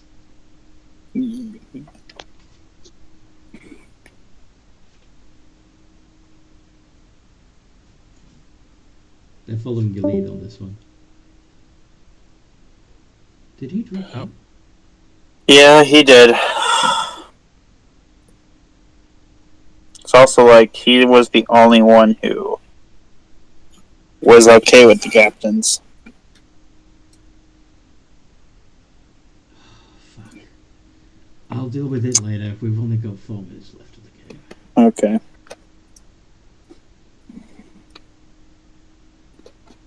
Screw it. Amanda, to make up for the fact that... Yep. Yeah, to do another round of combat against the people you're fighting. Yeah, it was a friendly brawl. Well, except for the one I killed. But overall, it was a friendly brawl. Yeah, the pirates were treating it like a friendly brawl, and then you started killing them. Yeah. To be fair, I didn't think I would kill anyone. The captains... this is also... I mean...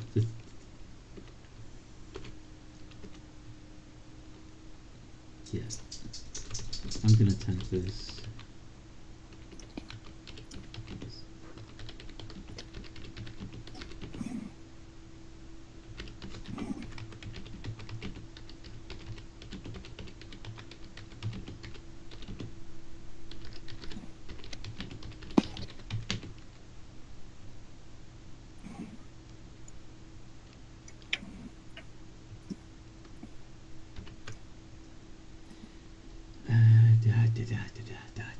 Let's just make this clear so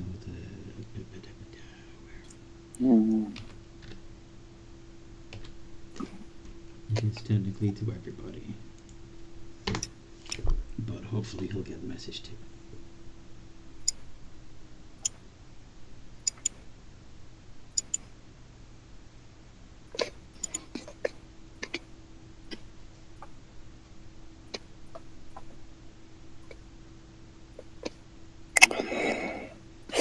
Okay. Meh. Let's put a pin in it here, because that just killed the vibe anyway.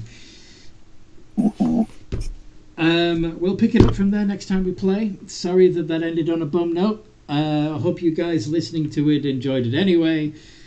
And come join the community. There is a link in the description below.